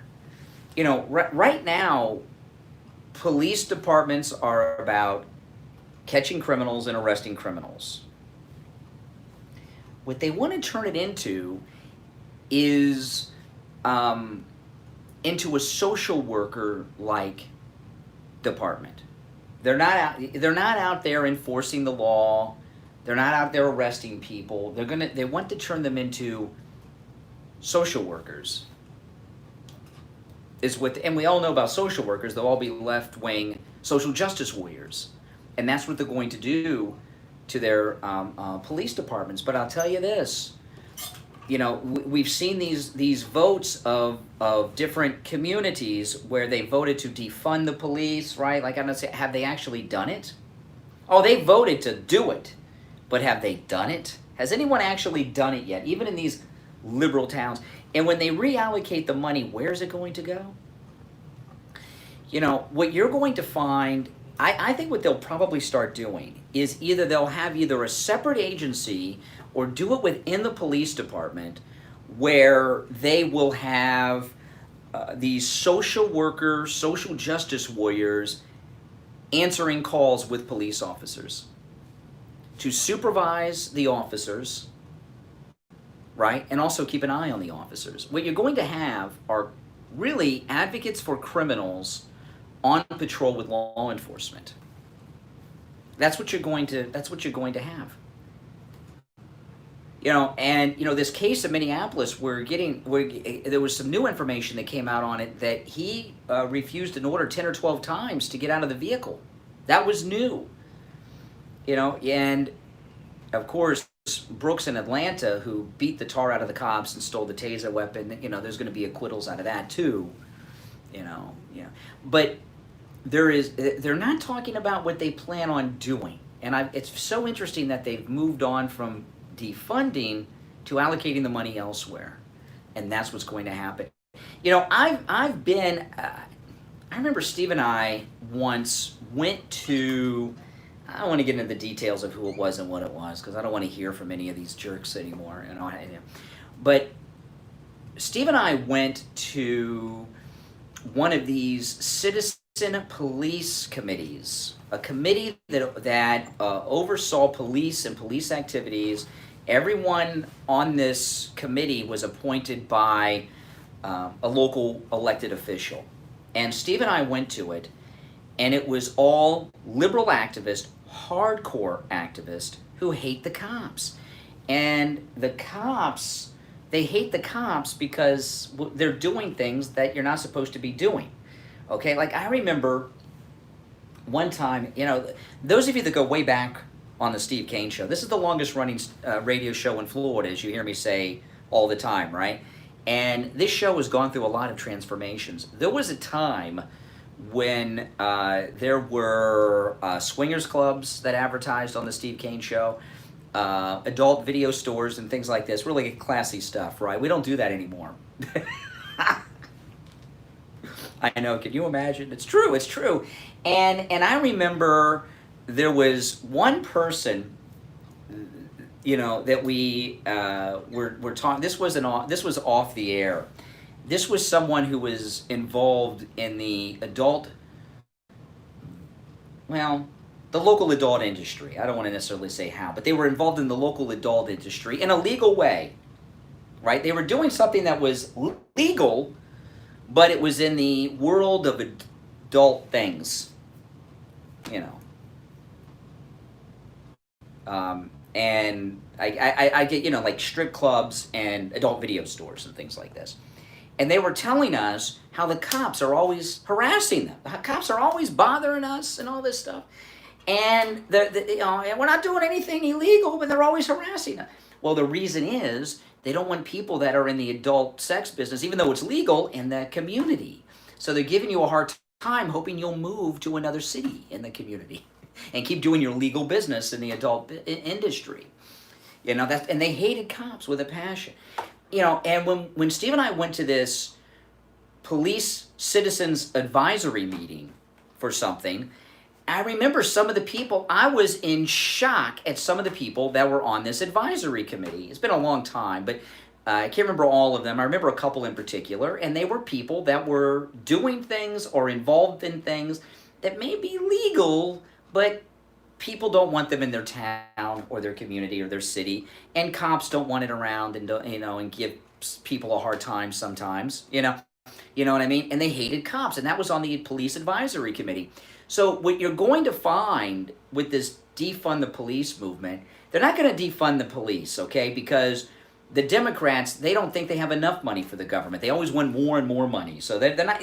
So they're gonna turn the police departments into social worker organizations and social justice warriors instead of police officer warriors, social justice warriors. And a police officer will have, it's like in the old days of the Soviet Union when they had propaganda officers that were on the, with the military units out in the field of battle and everything. A police officer will be in his cruiser, and next to him will be a social justice warrior who's part of this new department inside the police department to make sure that BLM and others don't have their civil rights violated. It's basically like police officers getting a call. They get a radio call. There's a violent incident, and they got an ACLU lawyer with them. It's basically like traveling around with defense lawyers when they report to a crime. That's what's going to happen. And, it's a scary world, especially if you're in a Democrat town. If you're in a Democrat community, forget about it. You're done, because that's what's going to happen. And you can see with de Blasio trying to troll Trump by painting Black Lives Matter personally taking part in front of Trump Tower. My goodness. And what's the point of that? On Fox yesterday, one of the women on Outnumbered was talking about how that's going to be the focal point now for Black Lives Matter demonstrations in front of Trump Tower. I'm very curious to see how that goes because, the president whose home is no longer even there, he's only been there a couple times since he's been president. Trump Tower is filled with very rich people who have homes inside Trump Tower. And because it's New York, and a lot of them are actors, a lot of liberals live in that tower. How are they going to take it to have Black Lives Matter harassing them in and out of their home every day and night, huh? Every day of the week. They're probably not going to like it too much. But what's going on with this police movement, they haven't gotten into any details of what it means, but that's my prediction on what it'll be. A social justice warrior, criminal advocate, and if they're not in the police cruiser with the officers, they will respond. They'll have their own car, the social justice warrior car, and they'll show up to the crime scenes with the regular cops, right? And oversee the cops to make sure they do everything right. Oh my goodness, wasn't the body cam enough? And what will they do if they think an officer is out of line on the scene? What will they do? Liberals don't think. They're very reactive. All right, hey, listen, let's take our break. It's 34 minutes after 7. I'm Brian. This is Florida's longest running radio show, The Steve Kane Show, on the radio since 1977. We'll be right back. 5.3 FM, 96.9 FM, 103.9 FM. FM and AM 1470. WWNN Pompano Beach is the Florida Money Talk Network. Stop paying an outrageous fortune for your tires. Go easy on your budget and buy your tires at Friendly Tire in Margate, where they have all the major brands like Goodyear and Firestone at discount prices that absolutely can't be beaten. Steve Gaines tires for his Toyota van. At the other shops, $175 a tire. At Friendly Tire, just $75 a tire. That's a $100 savings per tire. Tires for my daughter Emily's car, $135 at the shops around town. The price at Friendly Tire, only $65. That's a $70 savings per tire. These prices are out the door and on the road. Free mounting and balancing and no added charges. Friendly Tire have a great selection of good used tires too, starting at just $30 for most cars. Call my good buddy Friendly Mike at Friendly Tire. Tell him what you drive and he will give you a great low price right over the Welcome, phone. everyone. Good morning. Good morning. 977-9445. 954-977-9445. Online, friendlytire.net. This is Steve Kane for attorney Barry Siegel. Barry did a great job for me and my family when we needed a revocable living trust. Listen to one of our listeners, Ray, talk about his experience with Barry Siegel. I want to praise Barry Siegel. And one of the most important things about sponsors is integrity. You have to know that you're dealing with an honest person. I had to go up to Myrtle Beach for my sister because her husband died, and I was helping her out. She had a trust and everything. She had not revised this trust since 1997. And you know, Barry says every 3 years at least you gotta. I called Barry's office because I had a question. I let the secretary know. I said, look, I'm calling from South Carolina. I know the laws are different. It is so hot in Florida right now. I'm wearing shorts. I don't know if you guys can see. You know, almost immediately. You can't see. I can't get far enough back. Barry himself called me. I asked my questions and so on, and he answered. He was very patient. And I was quite a while with him, and I talked about a lot of things, you know, and this and that. But I wanted to say, you know, character, integrity. These are the most important things with sponsors, and all of your sponsors, because I've dealt with a lot of them. They all have that you can trust them, and you know you're getting a fair shake. Do what Ray did. Call attorney Barry Siegel right now. Toll free 1-855-FLA. Oh, yeah. Plus, we have the heat index. It's like over 100 degrees. 1-855 toll free FLA 3782. Tell them Steve sent you. Listen to the Steve Kane Show on iHeartRadio. Just search for WWNN. All right, welcome back. I'm Brian. It's Friday. This is Florida's longest running radio show, The Steve Kane Show. Steve will be back on Monday. All right, let's go to the phones. You're on the radio. Good morning. Good morning, Conservative Doug. Hey, Doug. You know, I'd like to mention something about the police and civilians. But first, you know, President Trump, you agree that he's very smart. He's always for doing everything he can for the American people. He's never wrong. But yet, when he puts on a rally, knowing that masks do absolutely nothing to stop virus and social distancing isn't right, you say that the people going there are reckless. I think a lot of people take that as you're thinking that President Trump is reckless. No, President Trump's not reckless, but a lot of conservative Trump supporters are with the mask thing, because it's one thing, wear a mask, don't wear a mask. It's another thing to make sure you're in peace. I think a lot of the Trump people at these rallies will go out of their way to be in someone's personal space to prove there's nothing to worry about. Now, this thing in New Hampshire tomorrow is going to be a little different because it's an airplane hangar. It's not like some big rally. Right, but the idea is that if Trump is telling people, he could demand everybody wear a mask, but he says he knows not to wear a mask. Yeah. Mask for anything. Yeah. But is something that you could reflect on and say that made. Okay. It sounds like something. Anyway. Yeah. Well, back to the police. You know, what the hell is going to happen when you have civilians in the police car when all of a sudden... No, they won't be civilians. They're going to put in police cars or have their own cars to respond. They're going to have a division inside the police force. I'm telling you, this is what they'll do, whose job is to advocate for the criminals. I'm telling you, that's what they'll do. And they'll have police authority over the police. They'll be like, I guess it'll be like internal affairs kind of thing, but it'll be like that. You think they'll be armed? Because if they're going to go out and... Oh, why would they want to be? Why would a social justice warrior want to be armed? I guess to defend themselves from the police. I don't know. They may be, yeah. Well, I don't know, but man, if there's a shootout going on and you don't have a gun, man, that's going to be not good for them. You know, there are so many cops that live in my neighborhood. It's awesome. You know, I love it, and I'm so glad they have the take-home cars. You'd have to be a complete idiot, you know, to come into my neighborhood and do crime, right? You know what I mean? You know what I mean? You know what I mean? You know, and the only people that don't want police around are people that are doing crime. Yeah. I mean, I remember not long after 9/11, I went to Boston. And the security, this was right after 9/11, there was no TSA yet, was so crazy. I mean, it was so crazy. This is before TSA, and remember the hijackers, they took off out of Boston, and it took me, I timed it, when I returned home, it took me 2.5 hours from the time my foot hit the sidewalk in front of the airport till I got to the terminal. And I went through more searches where they had to undo my pants. They took out my dirty underwear out of my carry-on luggage and everything. And I remember one of the guys, they were kind of embarrassed, and he apologized to me. I said, "You got nothing to apologize for, man. You know, this thing just happened." I didn't say the words because I was at the airport. You know what I mean? This thing just happened. Thank you.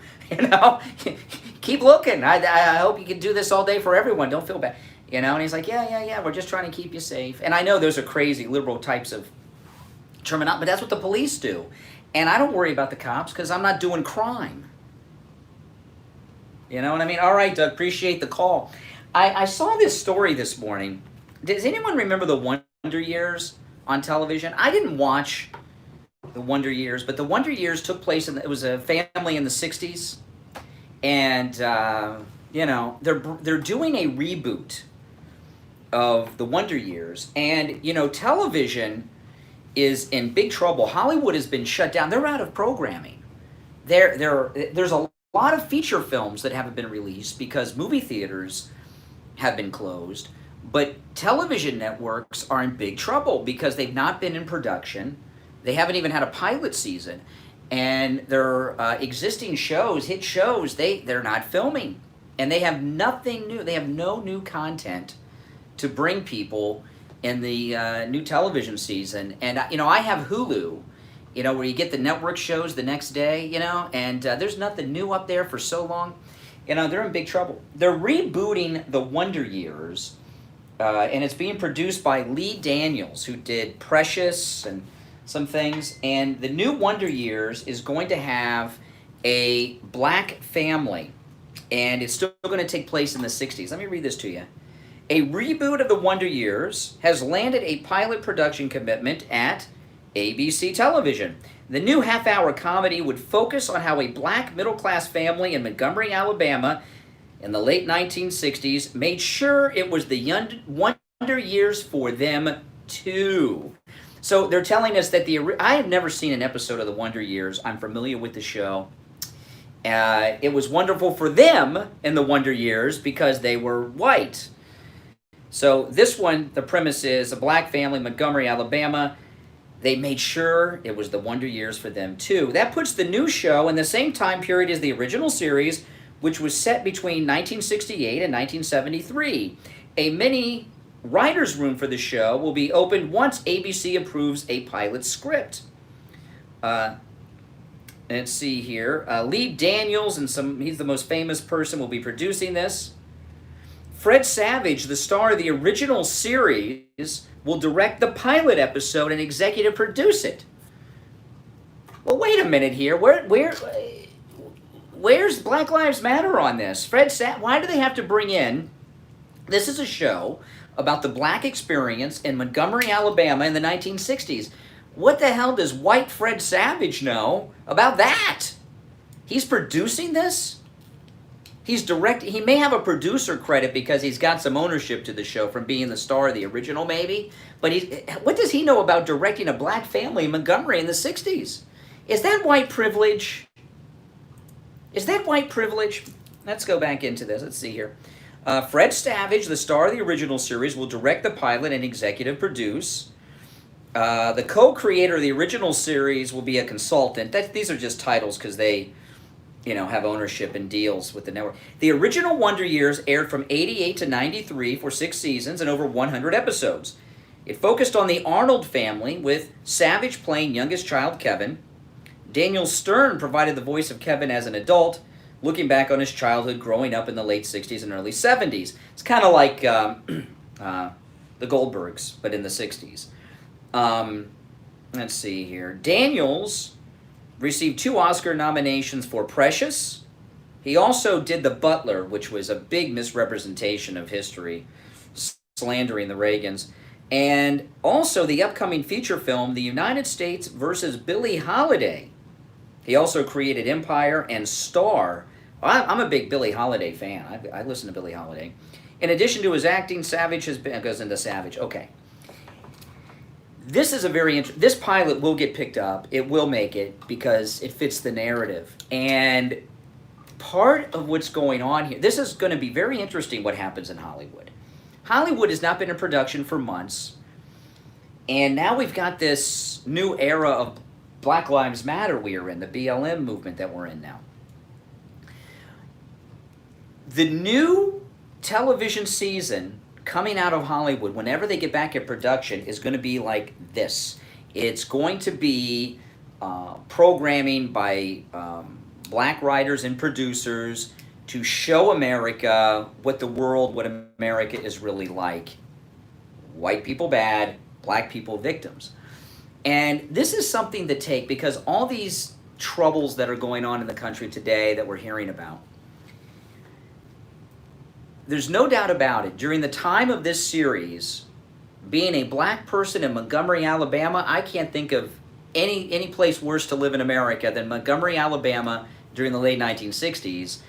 Why, I'm curious to see what the parents do for a living in this new Wonder Years. Why didn't they take their family and get the hell out and go to some place that wasn't racially segregated? But regardless of that, taking place from the late 60s to the early 70s. And that's going to be the big hit show. They'll get big name people in it, and everyone's going to be celebrating it. And all of us will agree, just like we can agree George Floyd was murdered by the cops and the cops should go to prison. I agree with that. I think most do. I think we have pretty much 100% agreement. Maybe some of Joe Biden's old friends from the 60s and early 70s would take issue, but I think most of us are in total agreement that being black in the 60s in Montgomery, Alabama was hell. And the show will, even though it's a sitcom, will show that. If things are so out of whack in America today, why do they have to show racial injustice from over 50 years ago? Why can't they do a show that takes place right now and today and show us how bad it is to be black in America in 2020 instead of going back to 1968? Why is that? Because things are pretty good. In fact, when is the last time there was a mainstream film or television show that showed how bad things are for African Americans in America today that was a true story, not something that was scripted? Okay, like Traffic or something. I'm talking about something that was true. Because if things were so bad, they wouldn't have to go back to the 60s in this ABC drama or sitcom. They could do a sitcom that takes place in 2020 that shows how rotten it is to be black in America in 2020. But I don't think people would take... Everybody agrees the 60s were bad. If it's so bad still today, if we haven't come very far, make the show take place today. Lee Daniels, with your creative writing staff. Let's take our break. We'll be back. I'm Brian. This is the Steve Kane Show, Florida's longest running radio show. We'll be right back. 5.3 FM, 96.9 FM, 103.9 FM, and AM 1470. WWNN Pompano Beach is the Florida Money Talk Network. This is Steve Kane, and I wanted to share with you some thoughts about why I chose the gardens of Boca Raton to be my final resting place. I have always been uncomfortable with thoughts of death and dying. But the very first time that I visited the gardens of Boca Raton, I could feel my apprehensions vanish. Just knowing that I'd be spending eternity with my family in such magnificent surroundings lifted my spirits. The gardens of Boca Raton is an all-faith, above-ground cemetery with tranquil surroundings, a place where your loved ones can come and visit you time and time again, remembering and celebrating your life. The gardens have caring professionals available to help you in your time of need 24 hours a day, 7 days a week. Pre-need with 0% financing is available and prevents your family from having to deal with these matters at the time of their grief and sorrow. The Gardens of Boca Raton, dedicated to all those who have lived and all those who live today. Let the Gardens take care of your family as they are taking care of my family. Schedule a tour today. Call 877-PLAN-561 or online at thegardens.com. Tell them Steve Kane sent you. Are you between the ages of 18 and 60 and have thought about getting life insurance but never had the time? Or thought life insurance was too much work? Well, now is the time. Life insurance has changed. People are living longer, so rates are being reduced. These new life insurance policies also have living benefits, which means the owner can accelerate a portion of the policy's initial death benefit should the insured become critically, chronically, or terminally ill. And the majority of applicants get approved without a medical exam and simplified underwriting, which means you're approved even faster. IWIL advisors can still assist anyone from the ages of 60 to 85 with life insurance. Call Debbie and her team to learn more. 954-753-8080. 954-753-8080. Listen to the Steve Kane Show on iHeartRadio. Just search for... All righty. Welcome back, everyone. My name is Brian Craig. This is the Steve Kane Show, Florida's longest-running radio show. Steve Kane will be back Monday. This is some sad news to report. Radio host Jay Severin. A lot of you know Jay Severin. Most recently, he was with Beck over at The Blaze. Jay Severin has died, age 69, cancer. Oh, my goodness. I like Jay Severin. He's a good guy. And he has passed away. All right, now, Joe Biden, with this Little Sisters of the Poor ruling, you know, it says here, Joe Biden doesn't even know. To interview Joe Biden, first question he asks, who's president of the United States? Followed by, what year is it? What's the date? What's the date? What's the year? Who's the president? Quick. I think he'd slip up. And I don't say that to make... I do not make fun of people that are suffering from dementia issues. I've had people in my family suffering from dementia. It is awful. Okay? And I remember it was one person that I knew that had to go through every once in a while test. This was, I had a step-great-grandfather. My great-grandmother had remarried. And I was a kid, and I remember he came into the car, and he was laughing. Doctor asked him who the president was. He said Jimmy Carter. The president was Ronald Reagan. That's how long ago it was. And he said, oh, yeah, I forgot, you know. First question they ask is, who's the president, typically, in these type of exams. And Joe Biden, you know, there's a big move to try to cancel the debates now. You know, that's what they're moving towards. I know they've already agreed to this and that. You know, they agreed to the 3, whatever. They're looking to not have it. Them not having a convention in person is the beginning of the at-home voting, but they're really making a move. And the reason is because they know Joe Biden can't function. I mean, even if Joe Biden could, even if he was the old Joe Biden, he'd still be a loser of a candidate because Trump is so popular and doing so well. But he weighed in yesterday.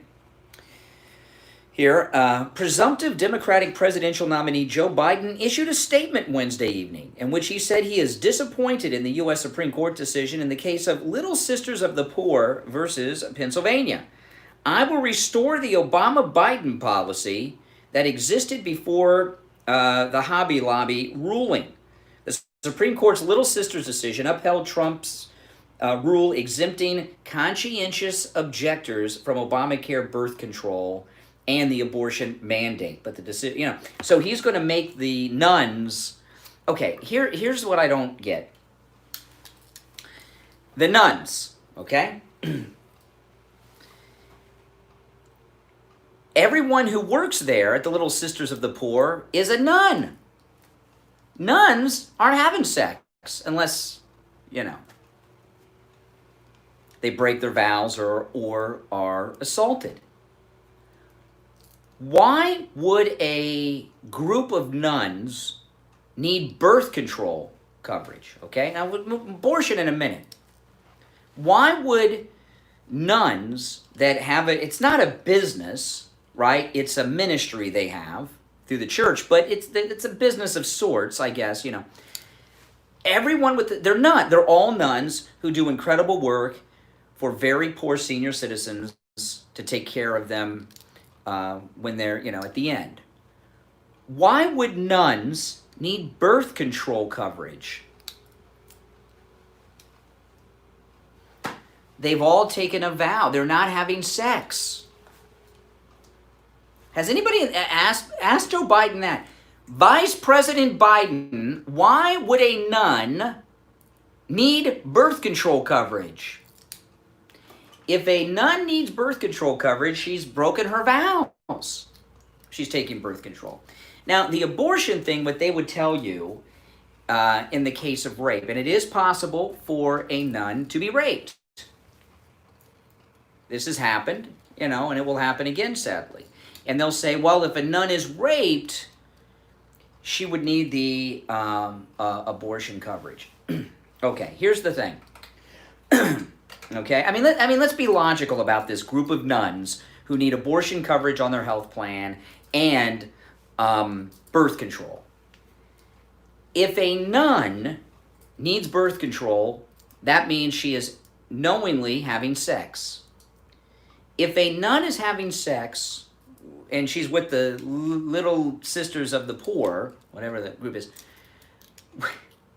would she use her employee nun health insurance to get the birth control? Of course. She'd have to be doing it on the side. So she'd have to be dishonest. She'd have to do it on the side and go somewhere. Now, I was watching the ID channel the other day, and it is the most addicting cable channel there is ID, the True Crime Network. And every commercial break had a birth control ad in it. And I was telling my wife, we were watching this series, and pretty much every series, a woman is raped and then killed. And I'm thinking, this series about women being raped and killed, why are the birth control companies doing so much advertising here? It's very strange matchup. But if a nun is using birth control, she shouldn't be a nun. She's broken her vows. Now, okay, so boom, so they don't need birth control. Now, the abortion coverage they'll tell you in case of rape. Okay, but let's just say a nun. I'm apologizing to say that because I don't like to say such things about nuns. But let's say a nun needs birth control and abortion coverage, which is crazy, right? Any nun's pregnancy is probably unplanned. Hopefully, it's unplanned, right? Or she'd leave the order, but. What is this called here? This organization is called, I keep forgetting the name, Little Sisters of the Poor. Nuns, like priests, are poor. All nuns are poor, or at least they're supposed to be. They take in their vows a vow of poverty. Nuns have no possessions. Really, they're poor. They've taken I promise you, these Little Sisters of the Poor, like pretty much, I'm sure there's some corrupt nun somewhere who's living, like that Meyer preacher lady lifestyle, I guess. I don't know. I've seen some priests and bishops in Europe that are living like, living like kings over there. But anyway, nuns take a vow of poverty. They're poor, by definition, nuns. If a nun is breaking her vows and needs birth control, if a nun is breaking her vows and gets pregnant and wants to have an abortion before the Mother Superior finds out, she's poor. She qualifies for Medicaid coverage. A nun is poor because they take the vow. So the nun qualifies for Medicaid coverage, which covers abortions and birth control. So what the hell does a nun under any circumstance, even a corrupt nun who's having sex. Why does she need this coverage? She can get it already through the Medicaid program that we have in this country because they're destitute. They've all taken a vow of poverty. I was listening to all of this discussion yesterday. I didn't hear anybody point that out. My goodness. I mean, the stupidity of people in the mainstream media. All right, we're coming up on the top of the hour, 8 o'clock in the morning. My name is Brian. This is Florida's longest-running radio show, The Steve Kane Show, on the radio since 1977. Our number toll-free, 1-888-GO-KANE, 1-888-465-2631. We'll be back for the third and final hour right after this. 95.3 FM, 96.9 FM, 103.9 FM, and AM 1470. WWNN Pompano Beach is the Florida Money Talk Network. If you suffer with diabetes, did you know there's a 25% chance that you will develop a foot ulcer at some point in your life? And foot ulcers, when you have diabetes, can lead to severe health consequences up to and including amputation. Now, Medicare recognizes the importance of preventative foot care and has provided coverage for those of you who are at-risk patients. I want to introduce you to my good friends at the Soul Authority. With the Soul Authority, at little or no cost, you can receive your very own pair of therapeutic shoes made specially for diabetics.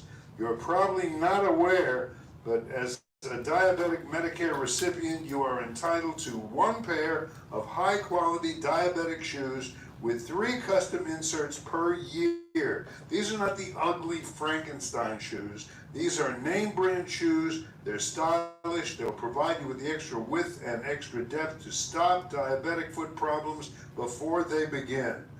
Oftentimes, amputation due to diabetes is preventable, and one of the preventable measures that is most effective is wearing the proper shoes. Call the Soul Authority at 954-597-7060 or online at thesoulauthority.com. That's THESOLE authority.com. Tell them Steve Kane sent you.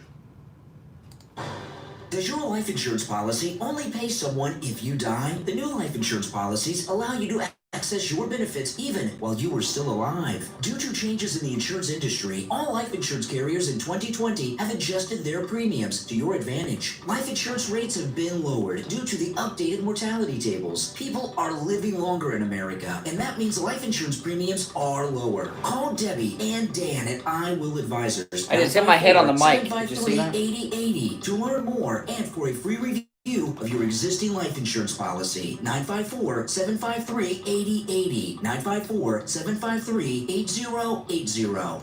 The Steve Kane Show is brought to you by attorney Barry Siegel at the Siegel Law Group. Avoid probate with a revocable living trust. $350 for single people, $450 for married couples. When you complete your trust with attorney Barry Siegel, he will give you a $100 gift certificate to Tavolino Italian Restaurant in Coral Springs. The Siegel Law Group, with offices throughout Broward, Palm Beach, and Dade County. Call toll-free 1-855-FLA-3782. You are listening to South Florida's longest-running radio show, The Steve Kane Show. To call the show toll-free, dial 1-888-GO-KANE 1. That's 1-888-GO-KANE 1. And now... Oh, man, welcome back. Third and final hour has begun. I'm Brian Craig. This is the Steve Kane Radio Show. Steve Kane will be back on Monday. The Palm Beach County School Board decided students will continue to learn virtually when classes start in August. The board made the decision during a workshop Wednesday after much discussion during the 6-hour meeting. All 7 board members unanimously agreed to continue virtual learning while the coronavirus continues to spread. Any Republicans on that school board in Palm Beach County? If there is one, I'd like to know so people can know not to vote for them.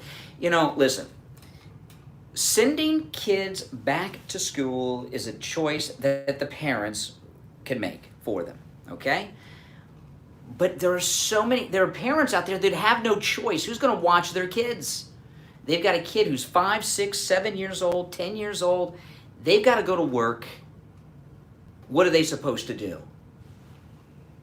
School board doesn't care. They're still getting paid. You know, President Trump is talking about cutting funding to the public schools for districts that don't send their kids back to school. And you know what? That's a good. Why do they need the money? If the kids aren't in school, they don't need the electricity, the supply. There's all kinds of things they don't need. Now they're trying to get laptops and everything for everybody at home and do all of that. That's no good. You know, when people have internet at home, right, and they're doing, and they all got laptops, oh, that's great. How much do those laptops cost? There's so much scams. There's so many scams that go on in school districts over the purchasing of equipment, in particular computers. Now every kid needs a computer for the start of the school year. Who's making money off that, I wonder, in these districts around the country? But, you know, but let's just say it's a perfect world and that's a good idea. You know, a lot of people that have internet at home, and pretty much everyone does, that has school-age kids, if they have more than one child, that internet's not strong enough. You know, people don't realize this that aren't into the internet too much. I had to upgrade my internet at home with Xfinity because the original internet we had was not strong enough for my wife, my daughter, and me to be using the Wi-Fi at one time, doing certain things. So if you have kids at home and you can't work and you're at home and you're working at home, the internet's not strong enough for the parent to do what they got to do or the kid. I know that seems a little technical, but that's a problem, especially if you have multiple kids. But Trump should cut the money and he should do it quick. They don't need the money. By the way, you need fewer teachers too, don't you? They should start laying off teachers, sending out the notices. And what's a principal doing? Principals earn a lot of money. Who the hell needs them? If the school is closed, if there's no one in the building, I think we can have one principal probably run 10 or more schools. What do you need them for? There's no students there. There's no lunch. There's no nothing. Right? There's so much, and a lot of these principals are making, what, about $100K or something? I don't know what a principal makes. Cut the funding. And I heard some criticism from the left, of course, because, you know, everything Trump does, how can he cut the funding to this? Michelle Obama, when she had her lunch program that they were mandating by the federal government through the executive branch, a lot of schools didn't want to comply because they can't give their kids salads. Their kids need calories and food. Remember what the Obama administration threatened to do? That if a school district did not adhere to Michelle Obama's lunch program, they would cut funding to the school district. Remember that? So why not do it here? You know, this school board. What the hell do you need a full school board? Or you know what? Why do you even need a full school district office if the schools are not open? All these things should lose their funding. That's the only way you're going to get the economy open. See, they figure it's... And where are the teachers' union people? The teachers' union should be out there advocating for their members, which are the teachers. If you're doing this distance learning, right, you could have one teacher handling, literally, with the technology today, hundreds if not thousands of students.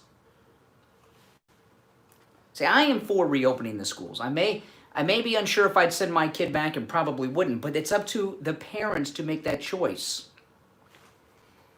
Liberals are all pro-choice now. Has anyone asked the left why they are all of a sudden advocates for homeschooling, and that homeschooling is the best form of schooling and it's just as good? And I'll tell you another thing too. The federal funding should be cut to every single university, every single college that is not reopening. And you know what? These big Ivy Leagues with their endowments that are not going to be open, There's all this talk about the student visas being taken away. That should definitely happen. But you know what? They receive federal funding at least through the student loan programs and other. There are all kinds of grants and things that students get, even for these private universities that are not going to be reopening. All of that should be cut off. All of it. You know, the Democrats are in an effort to shut down every sector of this economy that they can possibly shut down. I don't care if the mayor of Miami-Dade County is a Republican. I saw him on TV last night keeping things closed down. He talks like a Democrat to me. The Democrats are trying to keep every aspect of the economy shut down. Their new one is the schools. See, they're like Fauci. They're the government. They don't care. They figure, well, we're the government. Even though it's shut down, we're still going to get paid. If the schools aren't open, we don't need all this whole school board. How about cutting their salary? Are they still getting paid, the school board members? You know, that's the only. They talk about defunding the police. What about defunding the school districts that are not reopening to classes? What's going on right here is the left are trying to tank the economy to hurt Trump in the re-election because they've got this weak candidate with all the problems that he has. And this is it's always a scheme. There's always a scheme with these people. This is the latest scheme. Palm Beach County schools are not going to reopen. What do you do if you're a parent and you've got to go back to work? Right? But these liberal school board members said, no, not going to be reopened, and you have nowhere to send your kid during the day while you're working. What do you do? I don't know what I would do. You're screwed is what you would be. You'd have to quit your job. Oh, I guess you'll have to go on the government dole. But that doesn't pay your bills. So what? The Democrats said we can't reopen the economy until no one gets sick again.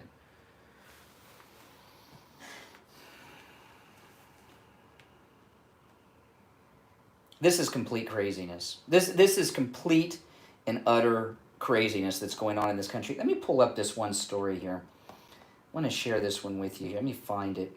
I have it on my Twitter. I put all my show prep on Twitter in the morning. Oh, yeah. Oh, yeah. This is an unbelievable story. Florida teenager Carson Lee Davis sadly died on June 23rd in Fort Myers from complications from coronavirus. ABC News carried the story. Teen who died of COVID-19 attended large church event, took hydroxychloroquine. A Florida teenager who died of complications from COVID-19 had attended a large church event 2 weeks before her death and was given hydroxychloroquine at home. The Tampa Bay Times carried the story. Carson Lee Davis, 17, died from respiratory failure June 23rd, one of the youngest Floridians to fall victim to the disease, COVID-19. Okay? This isn't the Gateway Pundit, by the way. What the media is hiding from the public in their headline is that Carson battled cancer. She also suffered from an autoimmune disease. Her parents gave her hydroxychloroquine, but the 17-year-old still passed. It's not until you read into the reporting that you find out about her battle with the disease. The headlines were specifically written to make you feel that teens are at risk. The reports also are written to make you angry at her Christian parents. No doubt about that. So she had two very serious illnesses. See, this is the thing. This is what Birx was talking about. They're counting very liberally. If you die of anything, but you test positive for COVID-19, they mark it as a coronavirus death. And they're using the sad story of this girl to keep the school districts closed. The only way the school districts and Democrat communities are going to reopen is if Trump cuts their funding. And you know, Ron DeSantis should massively cut funding to Palm Beach County schools. They don't need the money, Governor DeSantis. They're not open. They don't need the money. They don't need their air conditioning running. They don't have the people that work in the office working. They don't have the maintenance staff. They don't have the cafeteria staff. And they don't need the number of teachers they have because they're not in the classroom. And by the way, Every art teacher should be laid off in Palm Beach County if they're not going to be open. Every gym teacher should be laid off if they're not reopening without question. What other electives do they still have? I don't know. I don't want to see people or teachers lose their job, but if the schools are not going to be reopened, why? See, they figure we're still going to get paid, so it doesn't matter. We're with the government. It doesn't matter. No matter how bad things are in the economy, we're with the government, and we're still going to get paid our full salary. That's why they don't care. It's very easy for people that think that they're still going to be paid no matter what happens because they work for the government. Well, you know what? You've got to start making the cuts and make them feel it before they'll reopen. See, what they're doing in Palm Beach County is, it's like I say, the social justice warriors at work. They're activists. They're being activists. And it's a sad thing. It's a very sad thing. All right, let's take our break. 15 minutes after 8. I'm Brian. This is the Steve Kane Radio Show, Florida's longest running radio show. We'll be back. Don't go anywhere. This is Adrienne Kane, Steve's daughter, and I want to tell you about my Pillow mattress. I was talking to Dad, and I was telling him I wasn't sleeping at night. I was tossing and turning all night long. I had an old, worn-out, lumpy, bumpy mattress that was so uncomfortable, I wasn't getting any sleep. A couple of days later, there was a knock at the door, and it was a My Pillow mattress. I slept on it that night, and ever since I've been sleeping the whole night through. No more tossing, no more turning, and when my alarm goes off in the morning, I'm up and ready to go and well rested. Give your kids, grandkids, spouse, or yourself the gift of a good night's sleep with a My Pillow mattress. Go to mypillow.com and use the promo code KANE, K-A-N-E. When you use the promo code KANE, you can save up to $300 off your My Pillow mattress. They come in all sizes, from twin to California King, and every size in between. Go to mypillow.com and be sure to use the promo code KANE, K-A-N-E, and give the gift of a My Pillow mattress. Worth its weight and restful sleep. Oh my goodness. And now back to the Steve King. Oh man. I just I'll tell you guys about that in a second. Something that happened to me yesterday. Welcome back, everyone.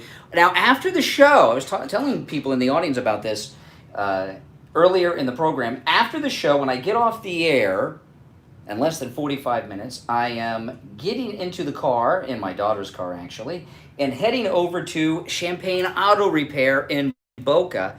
The motor in my daughter's car's passenger window is broken.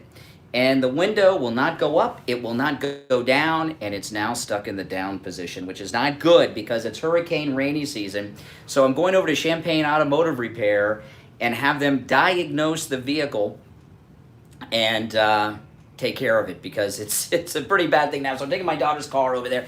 And you know, the thing about it, Champagne Automotive Repair will never do a repair that your vehicle doesn't need. Here's the thing, I know a lot of you have experienced this. How many times have you gone into one of these big garages around town, right, for a minor repair, going in for an oil change, maybe you got a coupon, you get some cheap oil change, and then the guy comes out and says, you need this, you need that. Next thing you know, they got you up to $1,000 or more in things that they say you need done. Maybe you need it done, but inside you say to yourself, I didn't have, what do you mean I need new shocks? My shocks seem fine. Oh no, they're gonna go.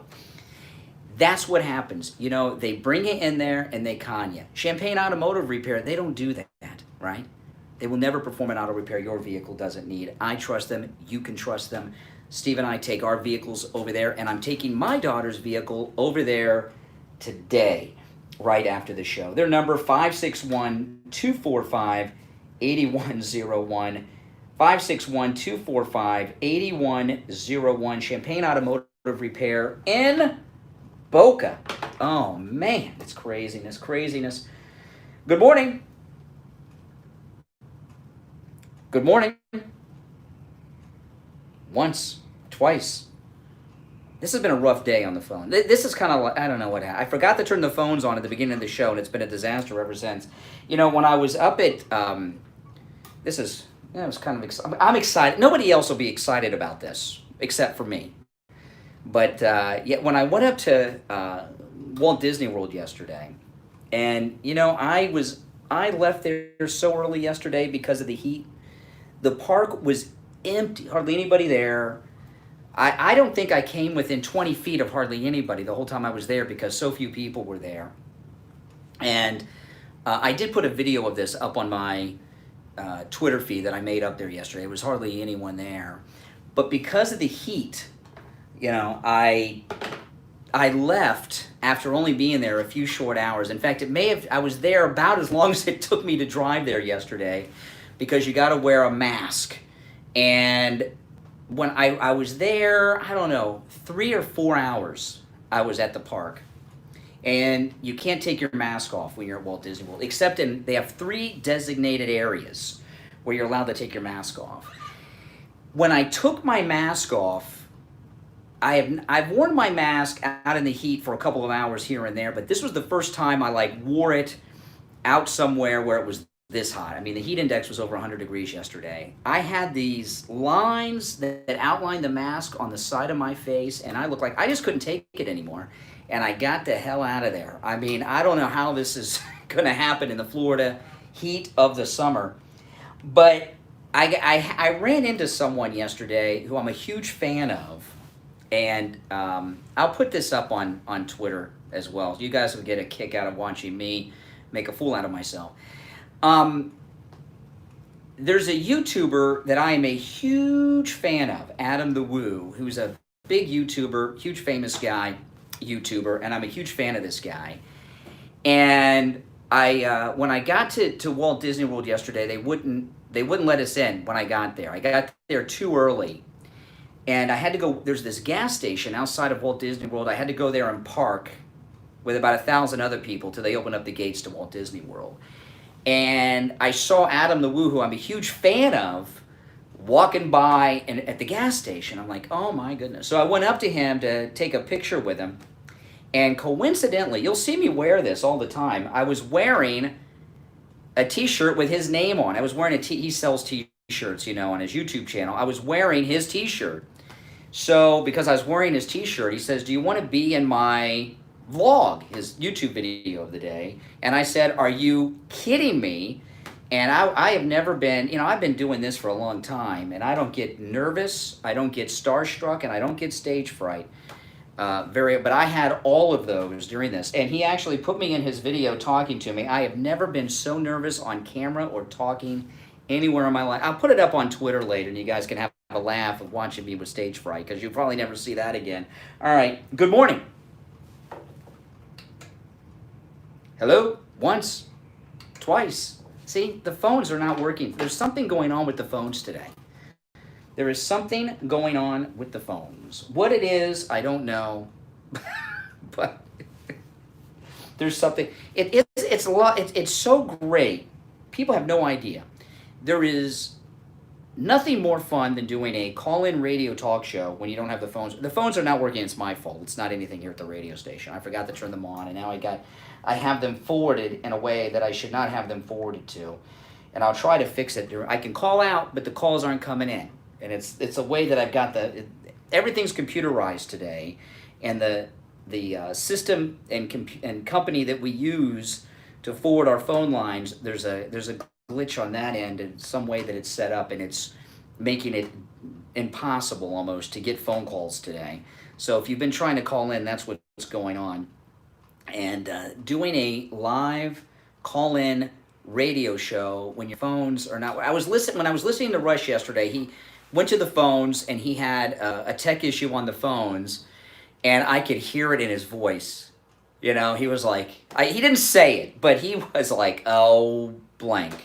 You know, now they got it fixed during a break. He had a team of people and everything. I'll figure out what the problem is on my end. It's not anything here at the radio, so I'll have to figure it out during the next break. But it is very frustrating, people, very frustrating. And you know what? I'll take that break right now so I can take a look and try to get it working. I'm Brian. This is the Steve Kane Show. Don't go anywhere. We'll be back right after this. For the best nights in the whole wide world, visit mypillow.com. You've heard the jingle and seen the commercials, and that's right. You will get the best night's sleep you've ever had with a MyPillow. Have you not gotten your MyPillow yet? Right now is the best time to do it. That's right, Brian. Hey Steve guys, Kane this is Show. Brian's wife, Kathy, and this is the best. I hate it. Oh, good. I fixed it. Amazing deals. I fixed Take it. advantage of them now. Go to mypillow.com, click the radio listener link, and you will see all these great deals. Like the buy one MyPillow, get one for free. There's a I can't. Yeah, it's kind of bizarre that we can't go in yet. We just gotta wait over here at this gas station. Well, we waited 4 months. What's a few more minutes? I know, a couple more minutes. Keeping everything not down to a definitive moment, but I would imagine. Yeah, I'll put this on my Twitter. Click on that radio listener link, and you've got to use the promo code KANE, K-A-N-E, at checkout to get these incredible deals. So go right now to mypillow.com, click the radio listener special. Make sure to use that promo code KANE, K-A-N-E, at checkout to take advantage of all of the great deals. You can also order by phone, 1-800-716-4879. Make sure to use the promo code KANE, K-A-N-E, 1-800-716-4879. For the best night's sleep in the whole wide world, visit mypillow.com. Listen to the Steve Kane Show on iHeartRadio. Just search for Dope. All right, we've got the phones working. Oh my goodness, that's so frustrating. Good morning. Oh, I feel like I'm all alone in the world. Finally. Oh my goodness. Let's just hope we don't get cut out. Just a couple of comments. First, on the Little Sisters of the Poor. The ruling was to affect the people they employ. Obamacare made it mandatory for them to provide coverage for them. Yeah. Now they don't have to. Yeah, I know. Yeah, I know. So why does a nun need birth control? No, it was for their employees. Their employees are a bunch of nuns.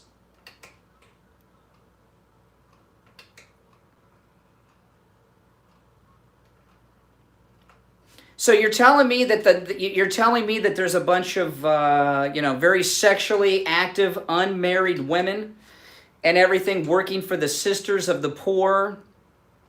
What do you now let's slow down. Let's find out. Okay, so what type of people do they have working for them that are not nuns? I have no idea, Brian. Well, we got to talk about it.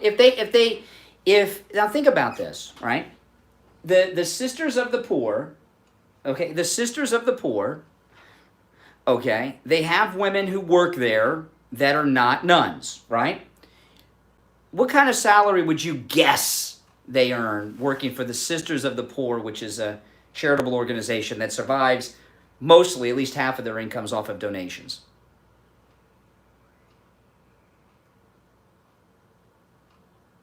And we're talking about the Sisters of the Poor. Well, before you call, you should know things.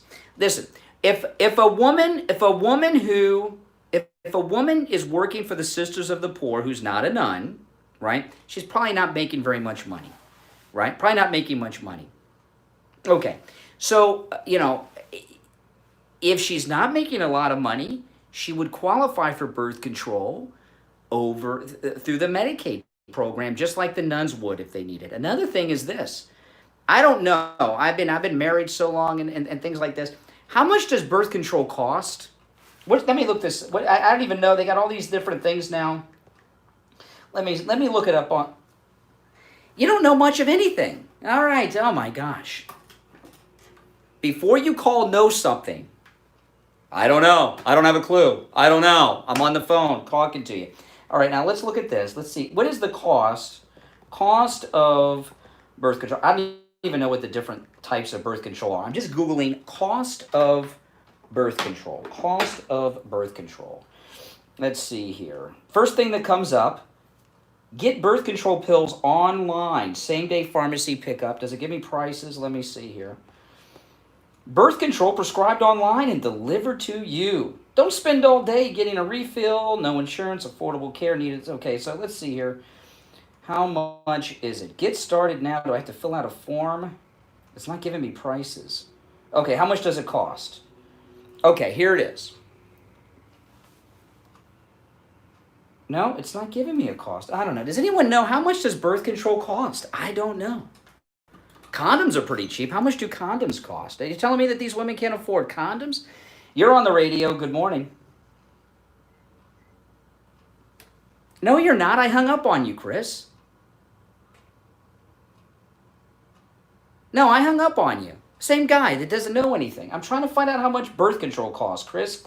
Give me a break. Let's see here. Okay, here's the cost of birth control. This is a news article. Maybe, does anyone know? I don't know how much it costs.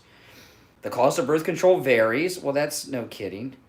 I mean, come on. Birth control pills, condoms, I don't know. They don't give me prices. I guess I'll have to go to Walgreens and ask. But you know, here's the thing, okay? Getting birth control coverage, even if you're paying for it out of pocket, okay? Even if you're paying for it out of pocket, come on. It's got to be peanuts. It can't be much of anything. It's not like cancer treatment or something or heart surgery. Whatever it costs, I promise you, it's either affordable or, you know, I remember my daughter moved into the dorms, right? Moved into the dorms at the college, and my wife and I go to bring all our stuff into the dorms. And what's the first thing that parents are greeted when you go? Any of you have this happening? It's wonderful. This is just wonderful. They have no sense at the colleges. You go into the lobby of any dormitory, you know, like the community lobby where all the parents go. What's the first thing parents see? Do you know what it is? I couldn't believe it. I couldn't believe it. They had a huge bowl on a table in the middle of the lobby, and it was filled with condoms. That's correct. Condoms. And they were free. Free. So, what's all this griping about birth control? It's free. Just go to any dorm room. Never heard such a thing. All right, let's take our break for the bottom of the hour. We'll come back with the health report. Don't go anywhere.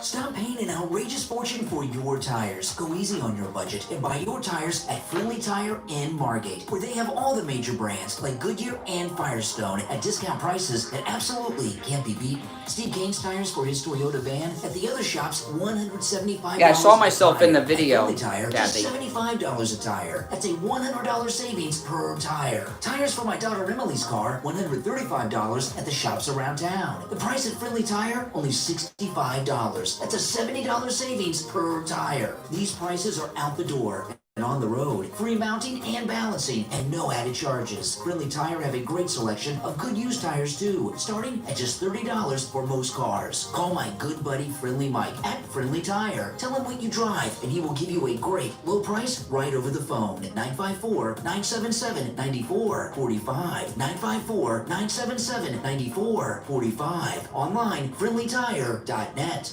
The Steve Kane Show is brought to you by Attorney Barry Siegel at the Siegel Law Group. Avoid probate with a revocable living trust. $350 for single people, $450 for married couples. When you complete your trust, I got a major tech issue. He will give you a $100 gift certificate to Tavolino Italian Restaurant in Coral Springs. Hey, Rich, I cannot make outgoing calls. Broward, Palm Beach, and Dade. Can you hear me? Call toll free. Yeah, I can't make outgoing calls. 855 FLA 3782.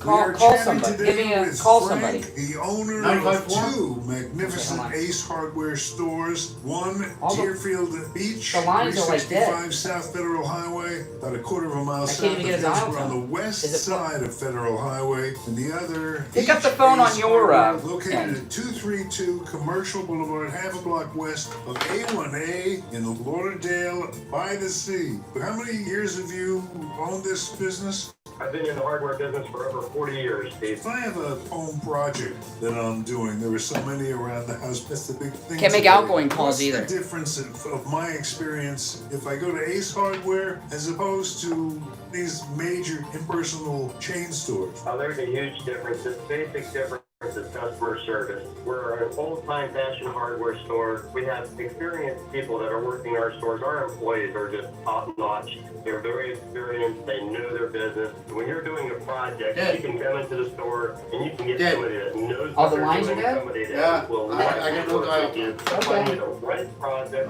You want me to call them and have you have them call you? You can't get an incoming call either, I don't think, hardly. I gotten like one or two. When I've been answering the phones, I've been getting noises. advertising with the Steve On the Kane phones, Show. too. We're talking about the Deerfield location. You can try. Call on your miles phone and see south what of happens. Hillsborough Boulevard, on I'll the play one west more side spot, of but we gotta Federal, come back. And of course, the Beach Ace Hardware. I can't play spots all day. 232 Commercial Boulevard, a half block west of A1A in Lauderdale by the Sea. Very, very special Just call the locations. Be sure to mention 888 Steve Cocaine Kane 1 number, sent see you. if that works. Attention homeowners, this is Scott from Cut My Kilowatt. I'm here I've to been cut getting your that electric noise bill with and half the save you a regular lot of phone money. calls. Perhaps even eliminate your electric bill altogether. We do this by Not going making through. your entire home 888 energy 465 efficient by upgrading 2631. some or all of the following: roofs, doors, I don't wanna say- windows, insulating Now. your attic, AC Try systems, this number. I don't wanna and say it ducts, on the- hot water heaters, Try that number, and see even what happens. adding I don't wanna solar. say it on the video feed, Energy-efficient the improvements back that line. actually pay for themselves over a short period of time. Our program is designed to make the savings on your electric bill pay for Yeah. all or part of your low monthly payments. PACE program is government sponsored and gives you up to 30 years Five, to pay. six, either Requires one. no credit check, no money down, no income verification, and no payments for up to 18 months. You only need to be current on your mortgage and taxes for the last 3 years to qualify. Energy savings and hurricane solutions made easy. Call 954-939-1500. That one's not coming through either. 939-1500. All right, I gotta come back.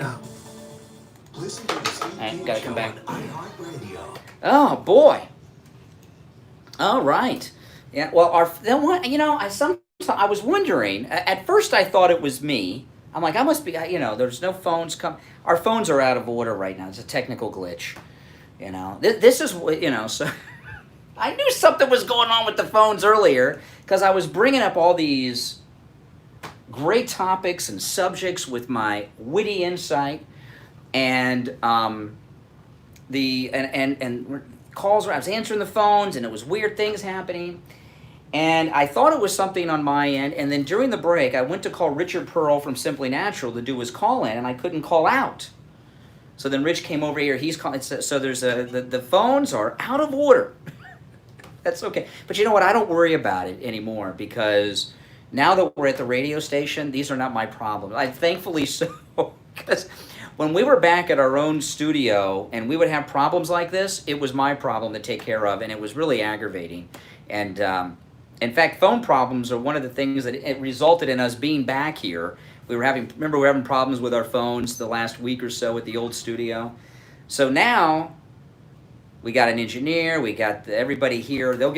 I'll come to work Monday, it'll be all fixed. I won't have to worry about it. Before, I'd have to get it fixed. So that's okay. 24 minutes ago. So Richard Pearl, I'm very sorry, Richard Pearl. I can't get a hold of you because the phone system's not working at the radio station. I had a friend of mine who worked at a talk radio station many years ago, and he went into work. He didn't have phones because the radio station didn't pay the phone bill. That's not the problem here. This is a technical issue, probably with the phone company because of the weird things that's happening off the line. But anyway, we are here live. A couple calls have snuck through, but it's just one of those days. Oh my goodness. All right, anyway, my name's Brian. This is the Steve Kane Radio Show, Florida's longest running radio show. We're back here live today, even though it's the tail end of the show. Steve Kane will be back on Monday in studio with us. Now, I was talking at 6 o'clock this morning when I first opened up the show, and I'll wrap up this segment with this, okay? I'm going to tell you, I was listening to Shepard Smith saying he's coming back to cable television, to CNBC, and I want to tell you something here. I don't listen to a lot of other talk radio shows, okay? I used to, and I don't so much anymore. And the reason I don't, there's a reason why I don't. And it's not, I love talk radio. I do. I love talk radio. There are some people I listen to, right? But I don't listen to talk radio as much as I used to. Not because I don't love talk radio. I do. And a lot of these hosts I'm a big fan of. But one of the reasons I don't listen to a lot of talk radio is because I don't want to copy what they're doing. I don't want to hear somebody else and hear what they're doing and their analysis and the stories they're talking about and feel obligated to do that, okay? Because sometimes you'll do that even without knowing it.